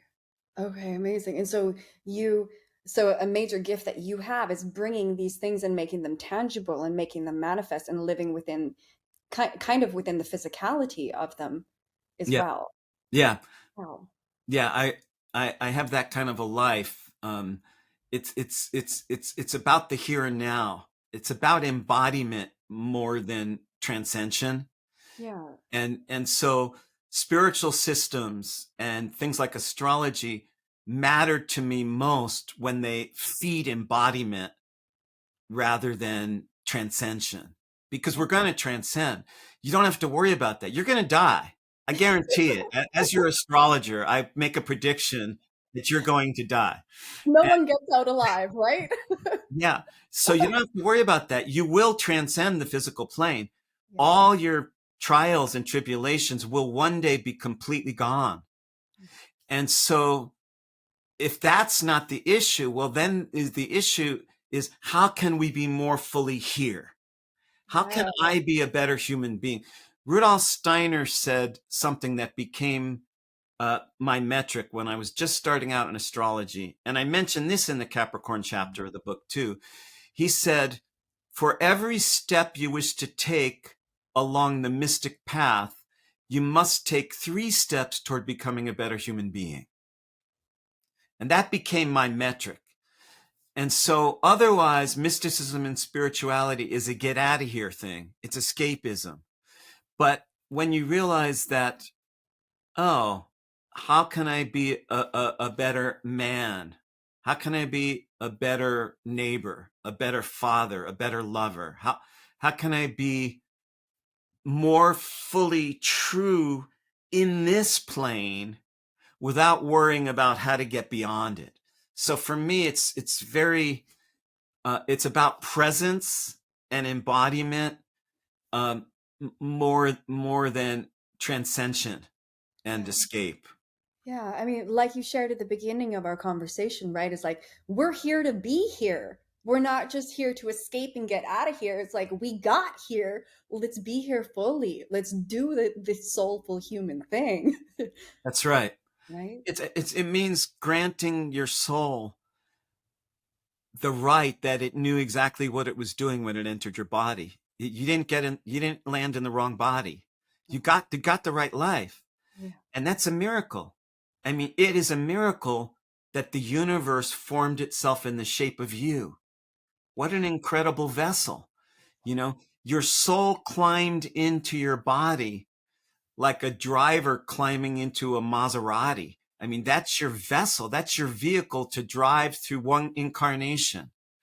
And when you awaken in that incarnation, it's like the awakening of an actress on stage in a role, because that Ivy Rose that's just a role that your soul chose for one lifetime in the karmic theater. And if you fully portray that personhood with its depth, the depth of the dark and the light, if you fully get angry at the things you need to get angry at, and if you fully gain deep compassion and empathy for the things you really need to love, then that time that your soul spent during incarnation will not be wasted. And when you awaken in the karmic theater to the role that you play without being stuck in it, but fully playing it to the hilt, um, that's what it's all about. That's beautiful. Um, Hearing that, do you think that there's any way that a soul could waste time in a human body? To me, I assume even in all the mistakes, even in all the suffering, in the people that I guide, it's like there's always so much value in it.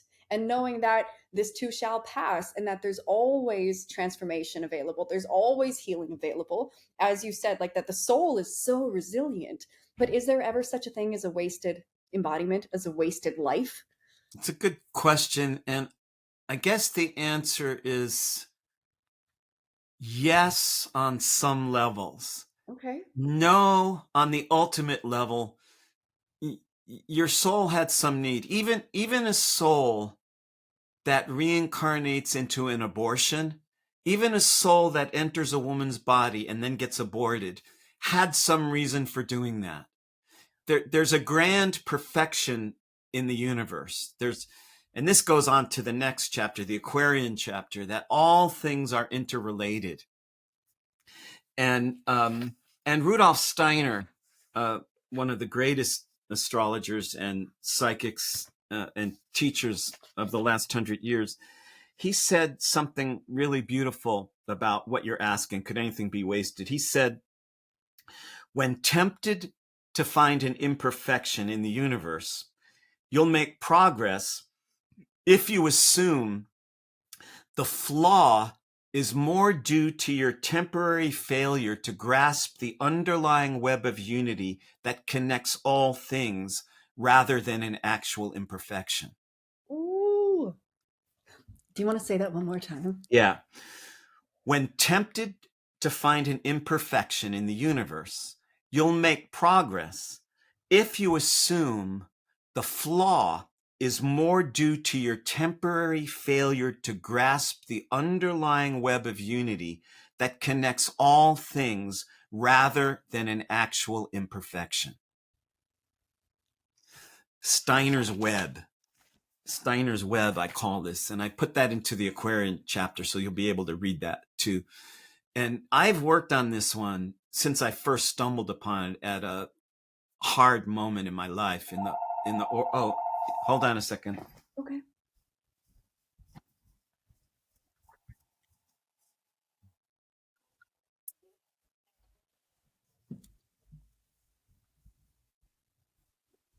Sorry, I thought my thing had been disconnected.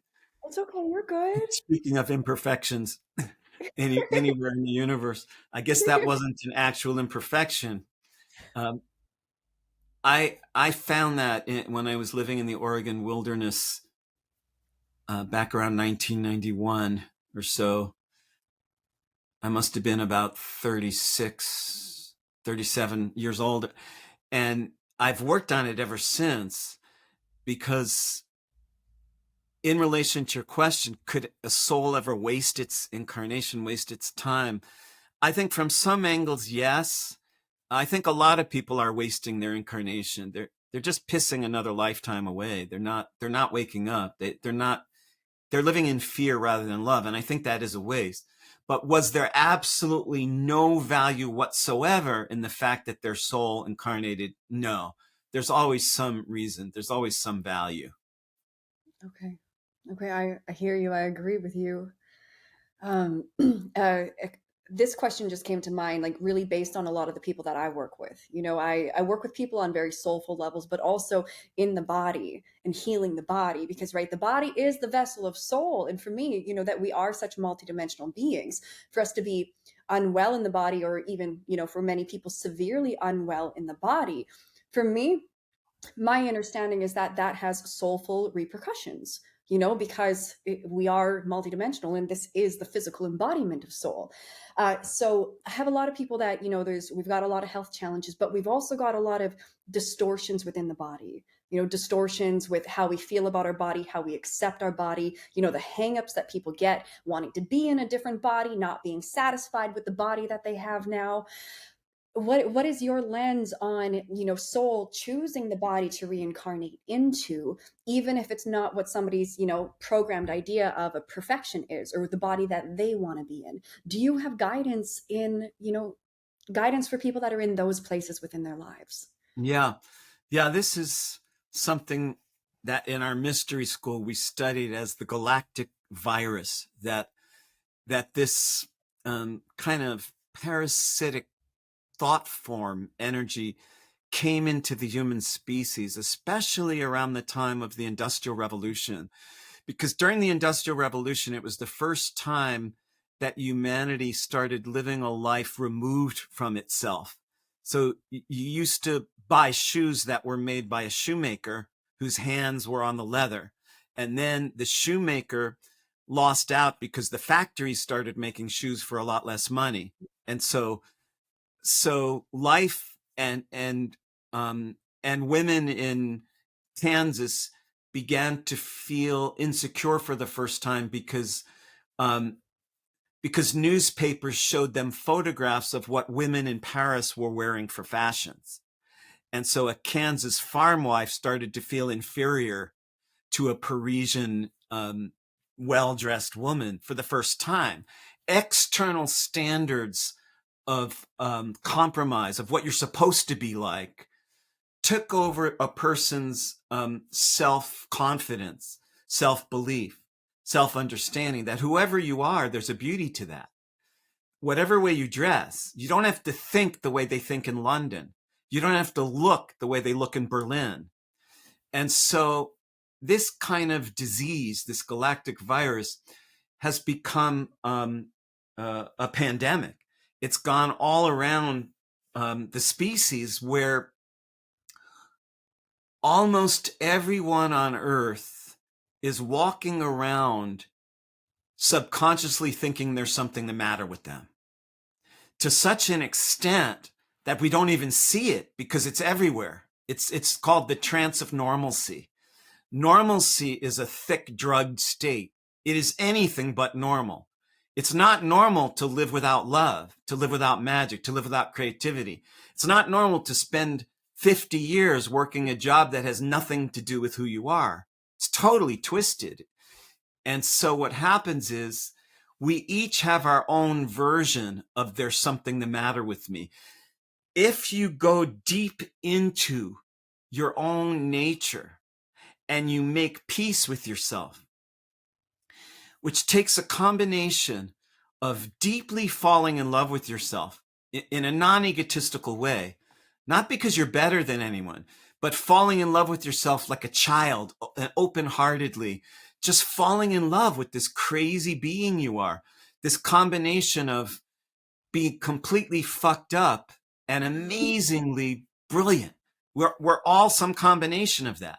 We're all totally fucked up and incredible. If you fall in love with your variation of that in this beautifully open-hearted way, then your imperfections become the method by which you gain inner strength. You wrestle with your imperfections without condemning yourself for them. You don't keep self-flagellating. You don't keep beating yourself up for whatever body you have or dumb mistake you made, or you should have married that person, you married the wrong person. So we all have our own version of what you're talking about in relation to body image awareness. And it's not just people who want sex change. It's every one of us has to go deep under that virus and find an affinity for this crazy being you are.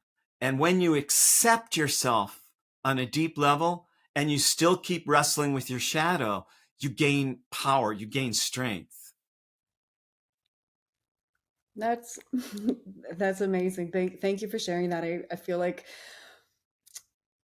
that is will be a very harmonizing thing for most everybody to hear. You know, I'm sure. I mean, that's of course been a part of my journey. It's been a part of your journey too, right? It can't not have. Oh, I'm still working on it. You know, I'm preaching to the choir, honey. I understand. Um, and I'm also curious for you. Do you feel how many past lives do you think that we've had? Like, have we had them back till the end of time? You know, for me personally, I don't have like strong visions of past lives. I feel like I can very easily tap into myself as an elder, you know, in future timeline within this timeline. And over the last years, I feel like I've had visions and visions and visions of being like an indigenous woman many different times, many different types of indigenous, women throughout time, where it's like, I know that I have slept outside beside a fire for thousands and thousands of nights, like I know that I've lived indigenous lives again and again and again. But what do you think about how many past lives have we had? Is It's a there good big question. timelines between them? Has it been since the beginning of time? Like, are we just recycled souls coming in? For people that don't think that reincarnation is real, I'm like, you think that God just keeps making brand new souls and putting them down to earth and then taking them off? Or, I wonder what your ideas are on all of that. My idea on that differs from many past life workers who feel you've had 20 lives as a dog and 6 lives as a whale and 100 lives as a person. I was taught that in the earliest stages, which mystic tradition calls Lemuria, or you could also call the Garden of Eden, um, from the earliest stage where humanity first was seeded on this planet, that we didn't need um, to keep coming back again. And so there was the longest gap between incarnations was back in the beginning, like between Lemuria and Atlantis, where karma got created. And so if you work it out, I was told that from the beginning, there would be like 2 to 5,000 years between lives. We needed to stay out more than come in. Rudolf Steiner talks a lot about this stuff. He doesn't call it the afterlife because he says that's bigotry. That's acting as if life in the body is the thing, and anything else that happens is just after. He calls it life between death and rebirth, and then he calls it life in the body, life between rebirth and death. In the earliest stages, I was taught that the soul has more evolving to do between lives than in incarnation. But that over the ages shrank to where then there was only 1,500 years between lives, and then maybe 900 and 500, and that now there's the least of all, that people might only stay out for 20 or 30 years and come back again. So I think even the person who's been here the longest, even those souls that are the oldest in the human sphere, might have had 8 lives, 7 or 8 or 9 lives. I don't agree with these past life readers who say you've had 40 lives and 80 lives and 100 lives and all that stuff. And I don't think we've had lives as animals, but I do think that we can get so psychically linked to animals that it's almost as if we were that animal. We can experience the whole thing through their consciousness. I'm very connected to animals, but I just don't think I was one, you know. So Yeah. With that's that, do you feel like yeah, animals kind of have a different type of soul than a human soul? yeah, I do think it's different, and in some cases it's very very necessarily different. We need animal companions because they didn't take on the karma of being human. They have something else they're working with, and what great teachers, animals and children. They're some of the greatest teachers. Yeah, absolutely. Absolutely. I'm an animal lover myself. Had many, I have this, animals come to me to die, it Mm. seems. I've had numerous, I used to live in, Western Canada. I've been a transit point for numerous bears, deers, many birds, owls. I guess we all have different paths and different connections with all of it, right? Yeah, Um, yeah. yeah. So Animals have come to me to die. Also, some animals really, have died in my lap. Yeah. yeah. What is your take on that? Like, is it that when people like you and I have those experiences, are we stewarding them, or are they dying with us as a karmic thing so that they can be like our totem animals or spirit animals? Or I would love to hear your take on that since you've also had animals die with you. I tend to feel it's more the former, that they needed some help and your heart was in the right place. You have a big heart, you have a caring heart, um and I do too in many ways. And so um to ease an animal's passage is a beautiful thing.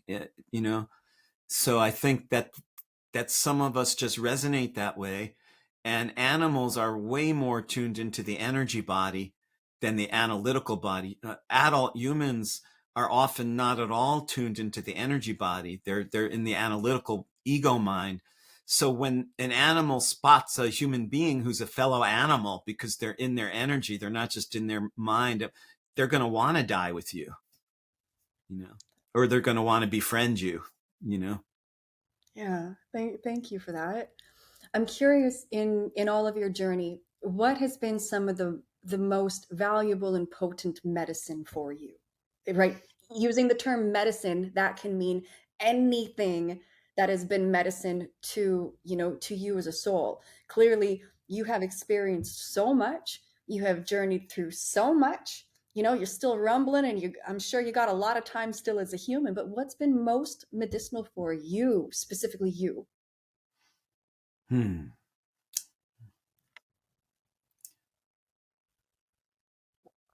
I think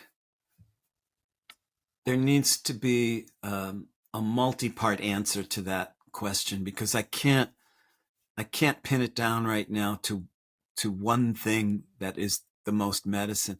I think early on in my late teens, 16, 17, 18, my acid trips have changed my life and awakened me. I think the amount of evolution that happened on those early acid trips, it would have taken about 40 years of therapy to get to. And because my acid trips just plunged me into my demons, into my darkness, and out the other side. And I have enough of a strong sense of selfhood that, unlike some of my peers who dropped acid in the 60s, um, any of the hard darkness of the bad acid trips was very temporary compared to the amount of medicine it gave me to shamanically plunge me into my own nightmares and my hell and bring me out the other side, teach me the magic, the interconnectedness of Steiner's web. I didn't know Steiner then, but I was in the same place. So I think some of those entheogens, those medicine journeys, ayahuasca, mushrooms, acid, were powerful, powerful medicine for me.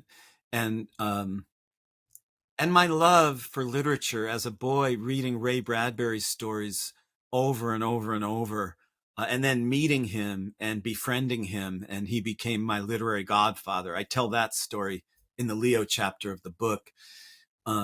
He believed in me at a time when I couldn't believe in my own writing, and really helped me. So I think my love for reading and mythology when I was very young, and those medicine journeys, and meeting my teacher, Elias Lonsdale, and then this experience I describe in the Capricorn chapter of the book, um, one of the most powerful transformations I've ever had in my life. So it's kind of a combination where I've learned that this physical plane that most people think is the only plane is actually one powerful dimension, but it's a very core dimension because it anchors all the etheric dimensions, the subtle dimensions, the finer dimensions. And when my view of my view of reality became both anchored in the physical plane, but not limited and bound by the physical plane.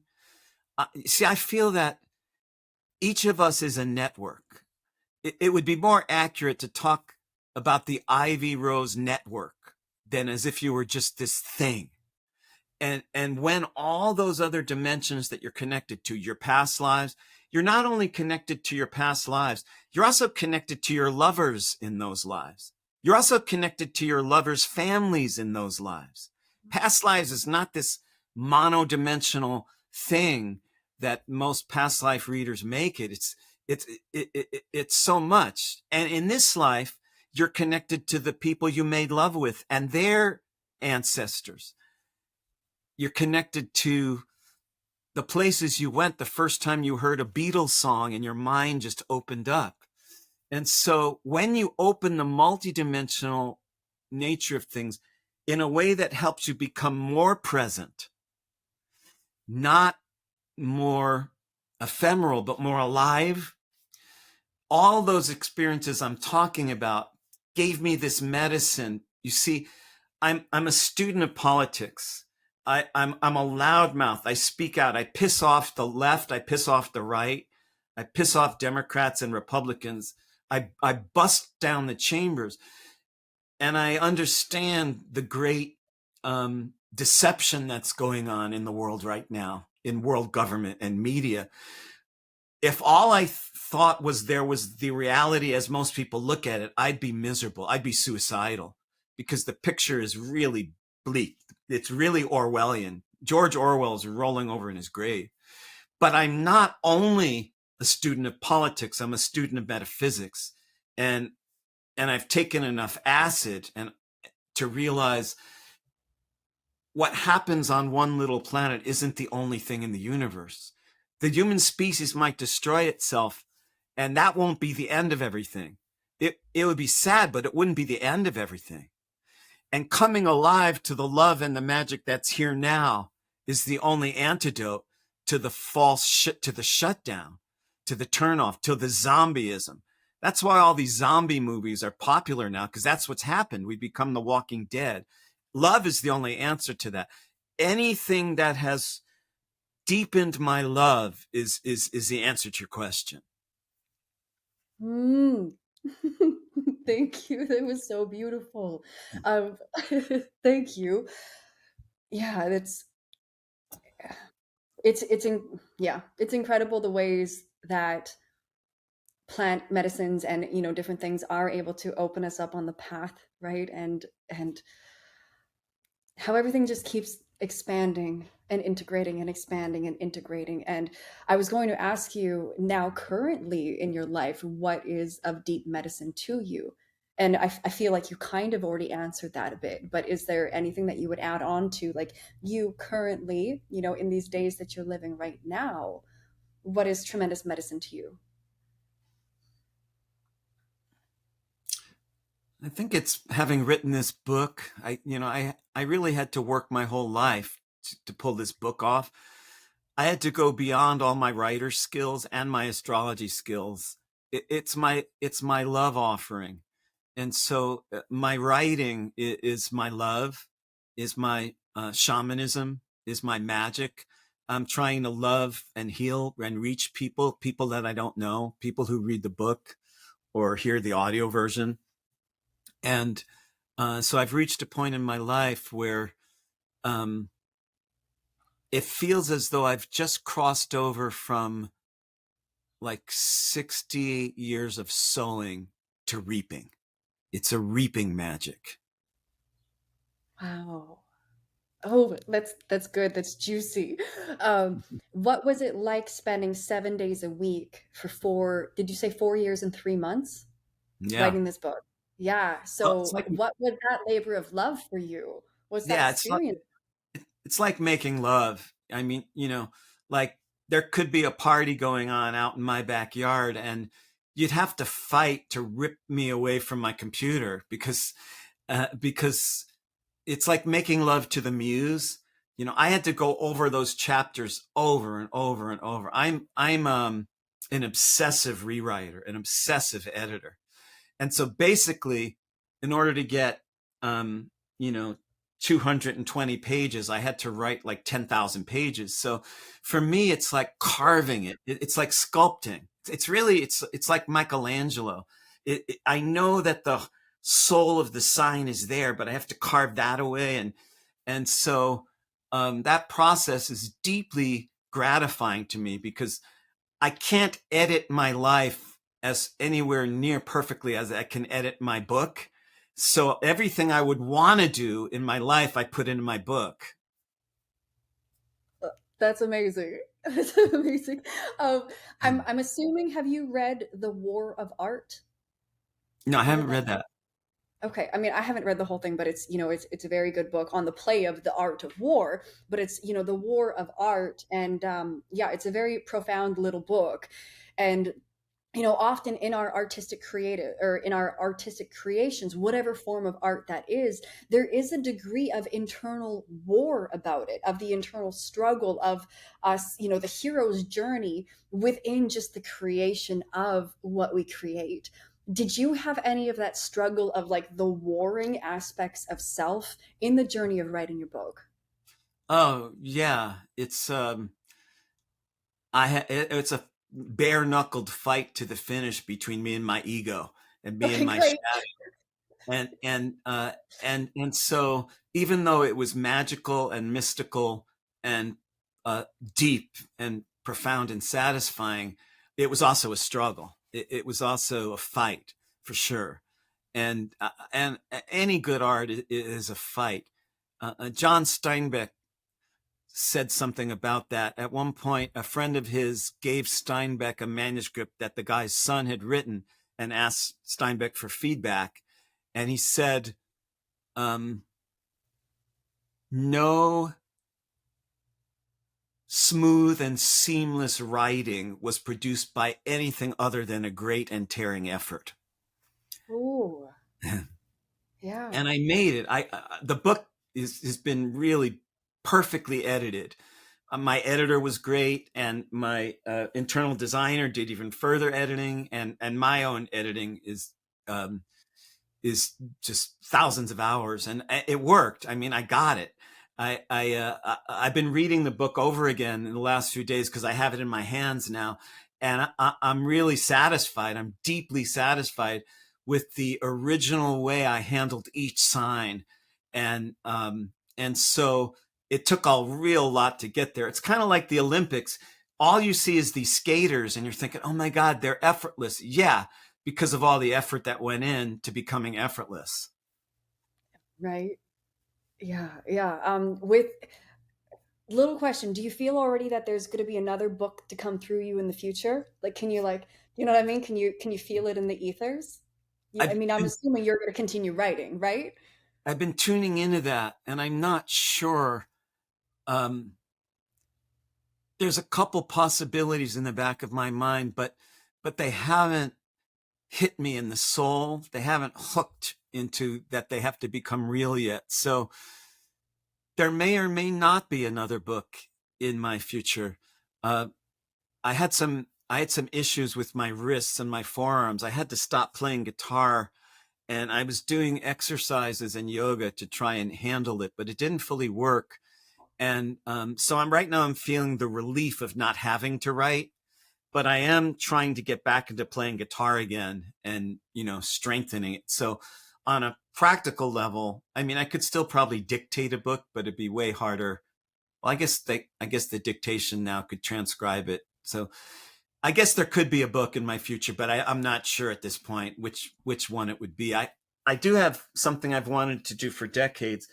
Um, in in um, in 1998, uh, I bought a Harley Davidson, and I rode from Seattle to Boston, and I shipped the bike to London, and I rode through Europe and spent a year in Italy.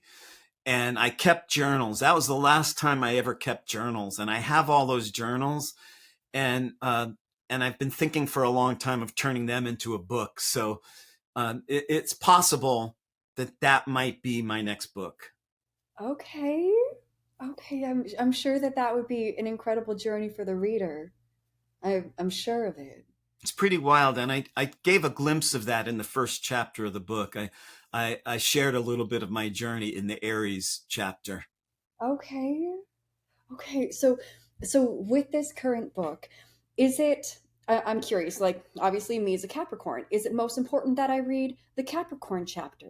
Or is it a book where it's like, right, because the zodiac is represented in all, like, within all of us, right? So is it a book where you want to read every aspect of it? That's my assumption. And then also, is it a book that we like, read and rapidly digest? Or is it one of those books that you like, you read a bit and you savor it and you steep yourself in it and then you come back to it for a little bit more? Like, what type of journey is your book for the reader? You'd have to be a maniac to probably read it instantly in one sitting, cover to cover. But I know there's going to be some people out there like me who are going to do that. Um, in the beginning, in the introduction, I suggest reading the whole book first in chronological order, because you see each sign builds upon the former one and gives some inheritance to the subsequent one. So I talk about that, how the torch gets passed. Each sign takes some gift from the one that came before it and transforms it and then gives it to the next.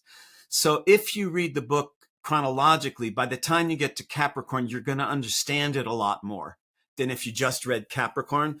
But you could also impetuously break my rule and just, read Capricorn and then go back and then work your way up to Capricorn. What I suggest in the introduction is reading the whole thing chronologically and then going back and reading your sun sign and the sign of your dragon's tail and dragon's head. So after you see how they fit, you're going to understand more when you go back and reread them. And like good literature and poetry, I'm a very poetic prose writer. It's not all instantly understandable because I write on many levels. And, just like trying to understand a Rumi poem or Shakespeare or even a Beatles song, it takes quite a few readings. And so it's going to be the kind of book you're going to want to highlight certain passages and go back to them. But it Okay. also makes sense. It's easy to read, but it's not easy to digest because there's a lot in there. And so I wrote it not, I didn't presume any experience with astrology. For someone who knows nothing about astrology, it will work. And for experts who've been doing astrology for decades, it would still show them something they'd never even seen before.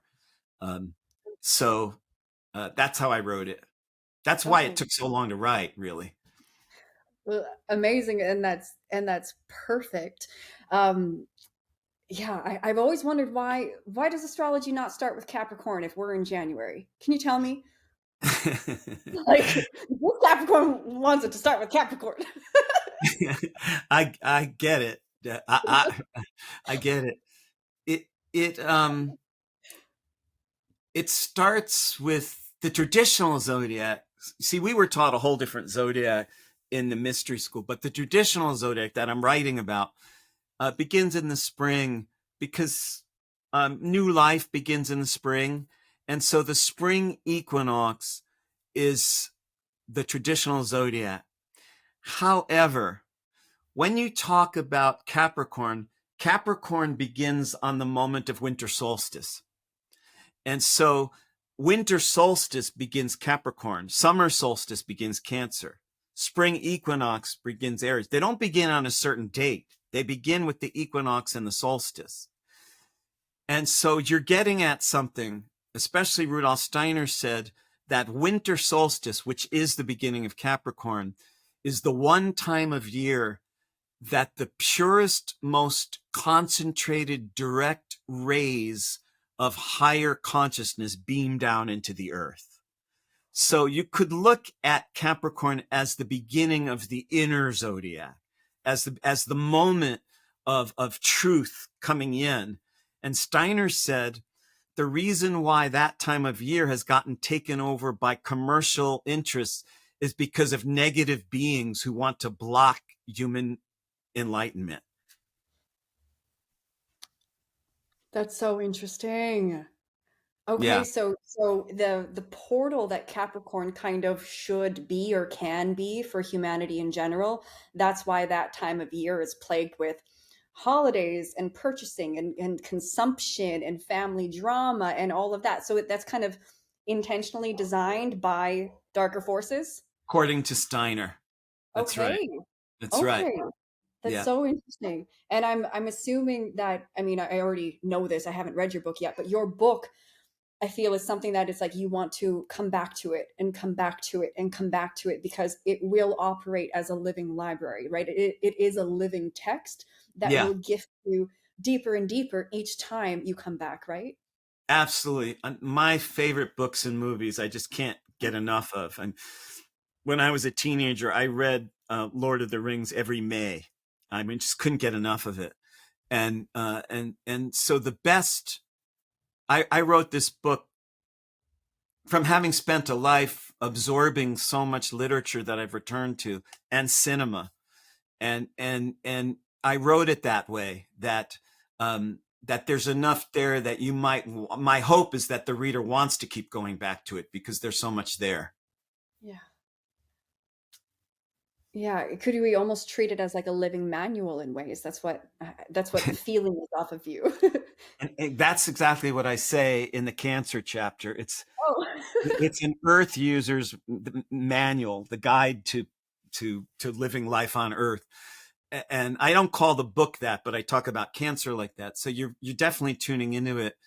And at the same time, it's also written so that you don't have to go back to it. It's not obscure, but it's provocative. And so, there's be places where you're going to say, what does he mean there? Let me just think about it. Let me ask somebody, what do you think he means there? I also suggest reading it out loud, especially if there's Ooh. someone in your life that, you might want to read it to, or even just read it out loud to yourself, because, the actor and the performer in me, um, the things I write often come alive more when they're heard, when you read it out loud. I feel like your book would be a very good gift to give people also, right? Because you could, I'm assuming a book like what you have written, you could gift to anybody and it would be, even if it doesn't seem like it's up somebody's alley, it's perfectly up their alley, isn't it? It'd be really great for people that who are open-minded, but maybe haven't believed in astrology or haven't even thought of astrology, but they're open-minded, because I write with color and humor and sex. There's a lot of sex in it, and magic. So it really, I think it's going to be a great read for somebody with an open mind, even if they were never interested in astrology. It might turn their head around. Okay, amazing. And I've got a couple other questions about your book, but something that I've been meaning to ask you for the last hour is your favorite poet. I mean, I know that you mentioned Sufi. I know that you mentioned Rumi. Rumi's been my man for a long time. Do you have a favorite poet? And also, do you have a favorite poem that you would like to tell me and share? Yeah, yes, and yes. Okay, so hold on a second while I get my favorite poem, or one of my favorite poems. I have two favorite poets. One of them is Rumi, and the other is Rilke. Um, and Rilke's Duino elegies, especially translated by Stephen Mitchell, um, blow my mind, and I go back to them every so often. And you didn't ask it, but my favorite prose writers are Hermann Hesse and Isaac Singer. And as far as favorite poems go, I'm going to read you my favorite poem. I'm so excited. Thank you. You're so welcome. Okay, so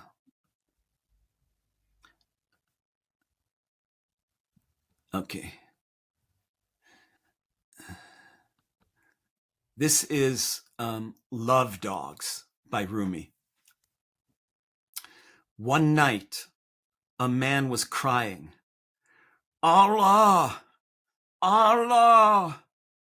His lips grew sweet with the praising until a cynic said, so, I have heard you calling out, but have you ever gotten any response? Mm. The man had no answer to that. He quit praying and fell into a confused sleep. He dreamed he saw Kathir, the guide of souls, in a thick green foliage. Why did you stop praising? Why? Because I've never heard anything back. Ah, This longing you express is the return message. The grief you cry out from draws you toward union. Your pure sadness that wants help is the secret cup. Listen to the moan of a dog for its master. That whining is the connection. There are love dogs that no one knows the names of. Give your life to be one of them.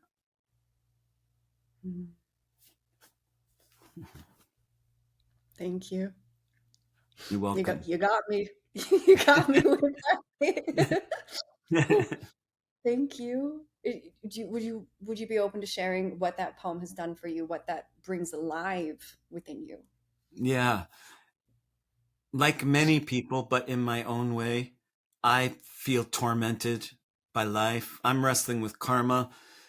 It appears to go back to a past life in the Middle Ages that was very, very dark, where I did really horrible things. And it set up a shadow that I didn't even know was there under this life.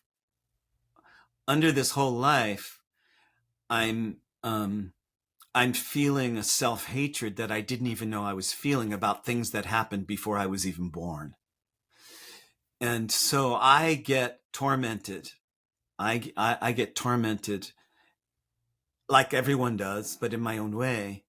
And then when I read Love Dogs, I feel that crying out of what's lacking, that crying for wholeness, for union, for perfection, it is the answer to itself. That part of you that's anguished is the answer to the anguish. It's just you can't bottle it up and feel guilt and shame. You can't lock up your need and judge the hell out of it. Like a gypsy, you have to keen it, like singing a funeral dirge, or like a jazz funeral in New Orleans. You have to celebrate the darkness. You have to sing it out, you have to fuck it out. You got to get your hands on it and make love to it. And Rumi, who was a Libra like me, makes me feel that search for perfection, that whatever in me is suffering is not something I need to hide and wall away in shame. It's okay to cry out. That way, you think about the loyalty of a dog. There is no more loyal creature on earth. I mean, that dog will believe in you no matter what stupid fucking things you've done. That dog is never gonna give up on you. It's gonna trust you with its life and keep trying to serve you and serve you and serve you. And when Rumi's saying that whining of the dog, give your life to even be able to whine as purely as a dog. He's not saying someday you'll be perfect. He's saying take the imperfection and whine it, but get a pure whine. Don't mess around with it. Feel the primal lack. Don't hate yourself for being incomplete. Love yourself. Be a love dog. That's really good medicine. Thank, thank you. Let me just cry on my podcast. I feel so blessed when people cry. A lot of my clients cry in their readings, and it makes my heart open because I know we're really getting to some truths. We're not just bullshitting.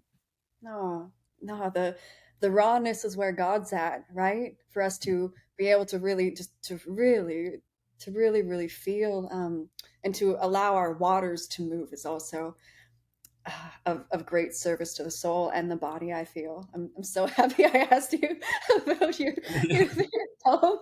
I'm so happy it's one of Rumi's poems. I have many different like books of collections of Rumi's poems, and I just the way that Rumi experiences love, the way that he experiences the lovers, the way that he experiences like this drunkenness within the human soulful experience, and the dichotomies and the irony. It's just it's so potent, and it always just it helps me feel so much.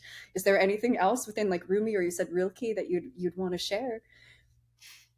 Well, like I said, Hermann Hesse, and most people know Hesse because of his novels, Steppenwolf, Siddhartha, The Glass Bead Game. But he also has two books of essays, which are as beautiful as his novels, My Belief and Autobiographical Writings.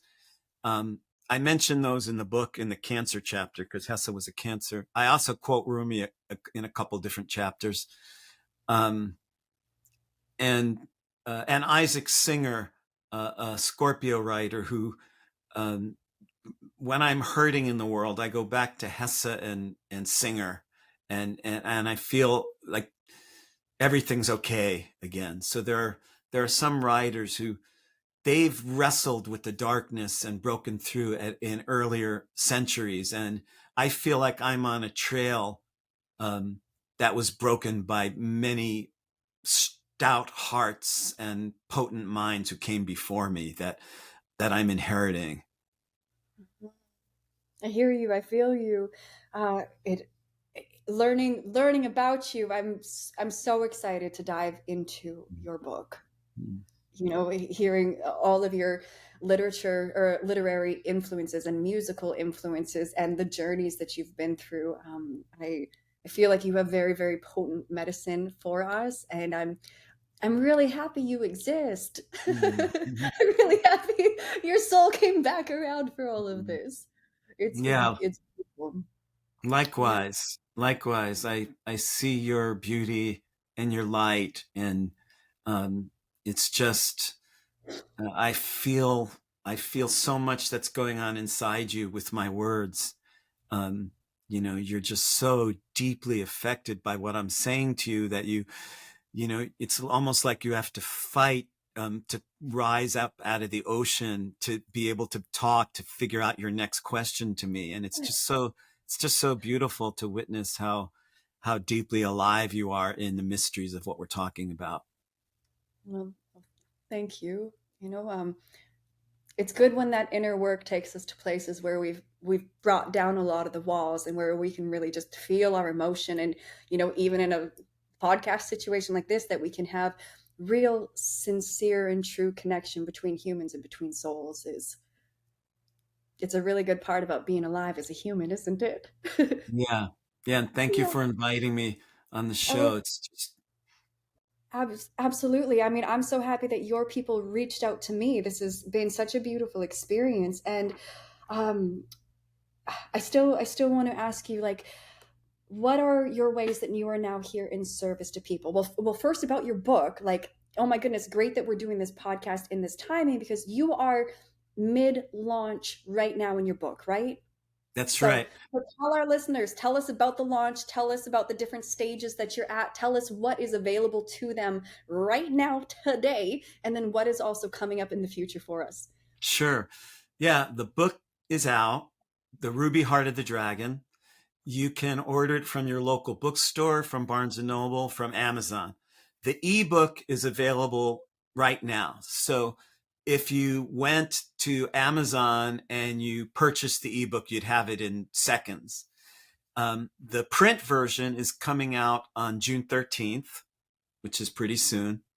And I'm very excited about that. You can also pre order that now, and the audio book will be out. I'm not sure when. We're still working on that. It's almost out, so that'll be out real soon. And I read the audio book, which I'm very, very excited about.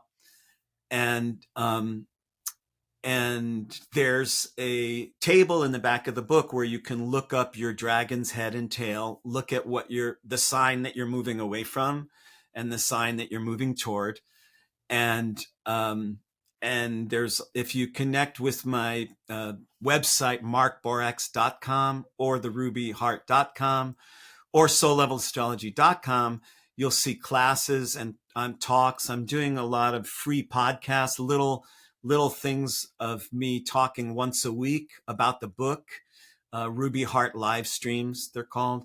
And my promotion team is releasing little 5-minute videos of me a few times a week, um, called Soul Gems.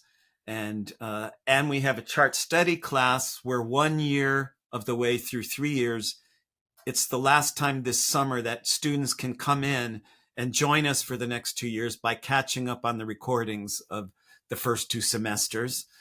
Um, and those are the main things. Oh, I have a free monthly newsletter, an email newsletter called the Cosmic Weather Report. You can sign up for that on my website, markborax.com. And I think that's pretty much the bulk of what I have going on. Okay, amazing. With the course, I want you to tell me a little bit more about the 3 year journey and what is the final date that people can sign up and join, and how much catching up is that then to go forward in the next 2 years with you. So tell us Sure. a bit about that program. Sure. In the course, we meet over a 3 year period. We meet via Zoom, students from all around the world. It's a small group, relatively small, 20 people usually. And we meet for 2 hours on Wednesdays at 10 a.m. Eastern time. We meet from 10 to 12. And there's 15 classes in the fall semester from September to December. We have 15 classes on Wednesdays, and they're recorded. So if you can't be on the live Zoom call, you can catch up with the recording. And then from February through May, we meet for the second semester every year. So people can come in now and throughout June and July, possibly even in August, and they can catch up by viewing the weekly recordings, the 30 recordings. Semester 1 is 15 recordings. Semester 2 is 15 recording. Then they could start joining us live in the fall. That's the last time anyone can enter this particular circle. We start new circles every 3 years. And basically, I'm teaching you how to live by the soul. And so it's called the soul level astrology course. People get certified to practice soul level astrology. But even if you're not going to be an astrologer, if all you want to do is live by the soul, that's what we're really doing in there through the medium of the astrology chart. So there's deep feelings, lots of vulnerability, a lot of laughing and crying. And once a year, students are invited to come and sit with us in our Vermont home here. And my students, I'm going to get to meet many of them for the first time in 3 weeks. We're going to sit in our living room and go swimming in the pond and hot tub and hike the mountain. And we're going to sit for 5 days and nights, and I'm going to deliver teachings. So it's a combination of some in-person work and mostly long-distance work. And not all our students can come here because they live in, different Yeah. parts of the world that make it hard to be with us. That's incredible. That's incredible. I love that you have like that it's a 3 year container that is clearly a container of so much growth. That's Yeah. yeah, that's absolutely amazing. And I love that you have basically like the in-person retreat as well, so that energies can be also in physical together, not just non-local. That is amazing. How many do you have like a set number of spots still available that you're inviting people into? We don't have a set number because I Okay. trust that we only get the people we're supposed to get. And so currently, what do we have? We have about 9 or 10 students. There still is probably room for about 10 more anyway. But again, those people have to work. So we don't really have to filter people out because you really got to want to be able to do this. Because the way that I teach is multidimensional, and especially this group. This is the most mystical group we've ever had. It's just somehow people are doing these in-class student readings with their reading partners that are only 7 minutes long, and people are shocked. So something has happened. Either the world needs this now, or after 15 years of teaching, I finally got it, or Mm. I don't know what it is, but this is the most mystical version of teaching I've ever had in my life.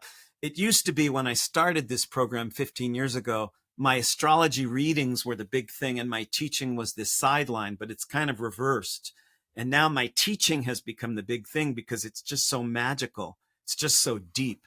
And I think the world needs it now. We just got to wake up because we're going to blow it as a species if we don't heal this galactic virus.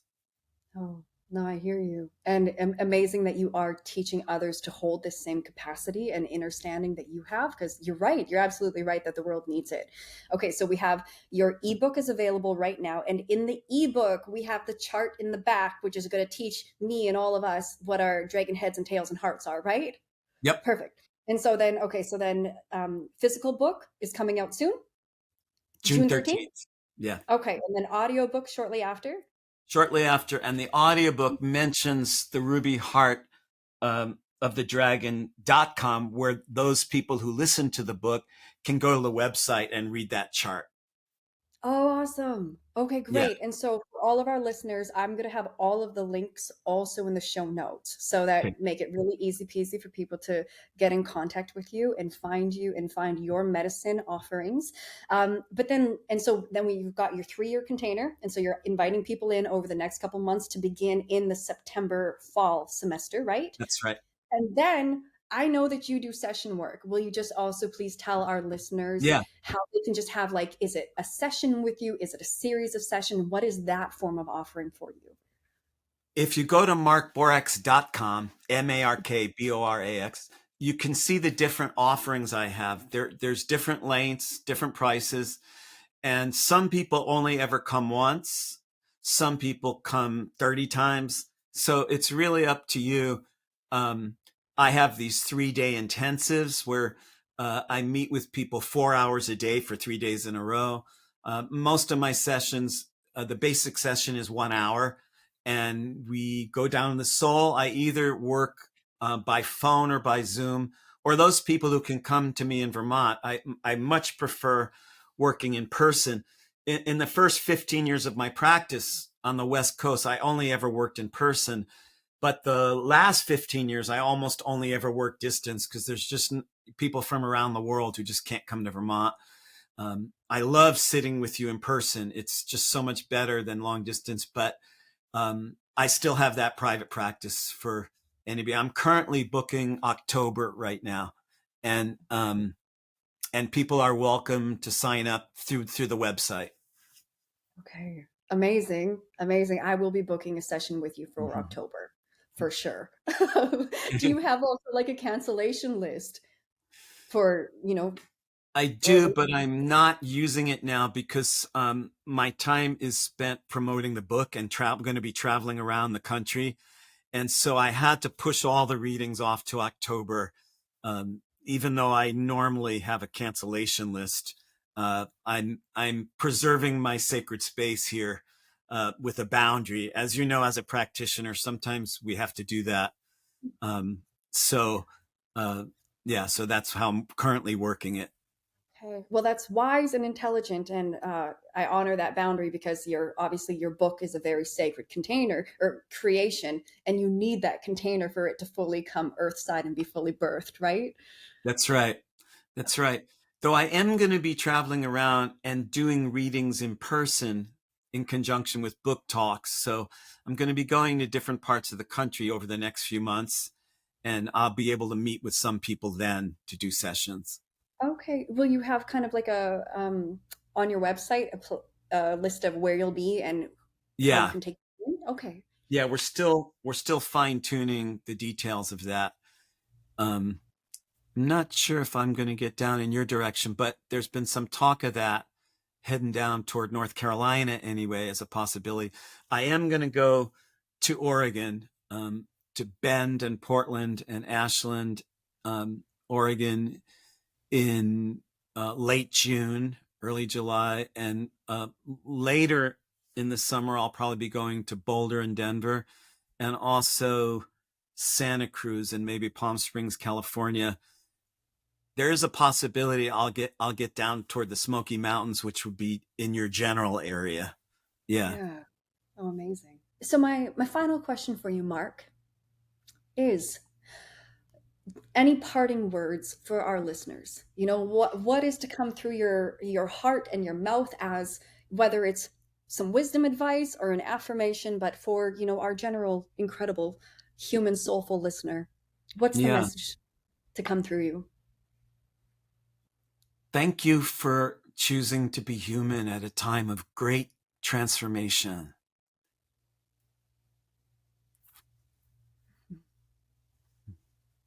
Mhm. So simple, it's so profound, and that's all that's necessary. Oh, beautiful. Well, thank you so much. I really appreciate you've just poured so much time into our listeners. You've just shared so much of your journey and your gifts, and you are always invited back on the show. You know, I hope that this is an episode that you can very joyfully share with your audiences, you know, to get them a deeper understanding of your medicine and your gifts and what is in the books and all of the ways that you are here to serve. So I appreciate you so much, Mark. This has been an absolute, again, honor, privilege, Well, and and I freaking want to joy for me to hold space for this conversation.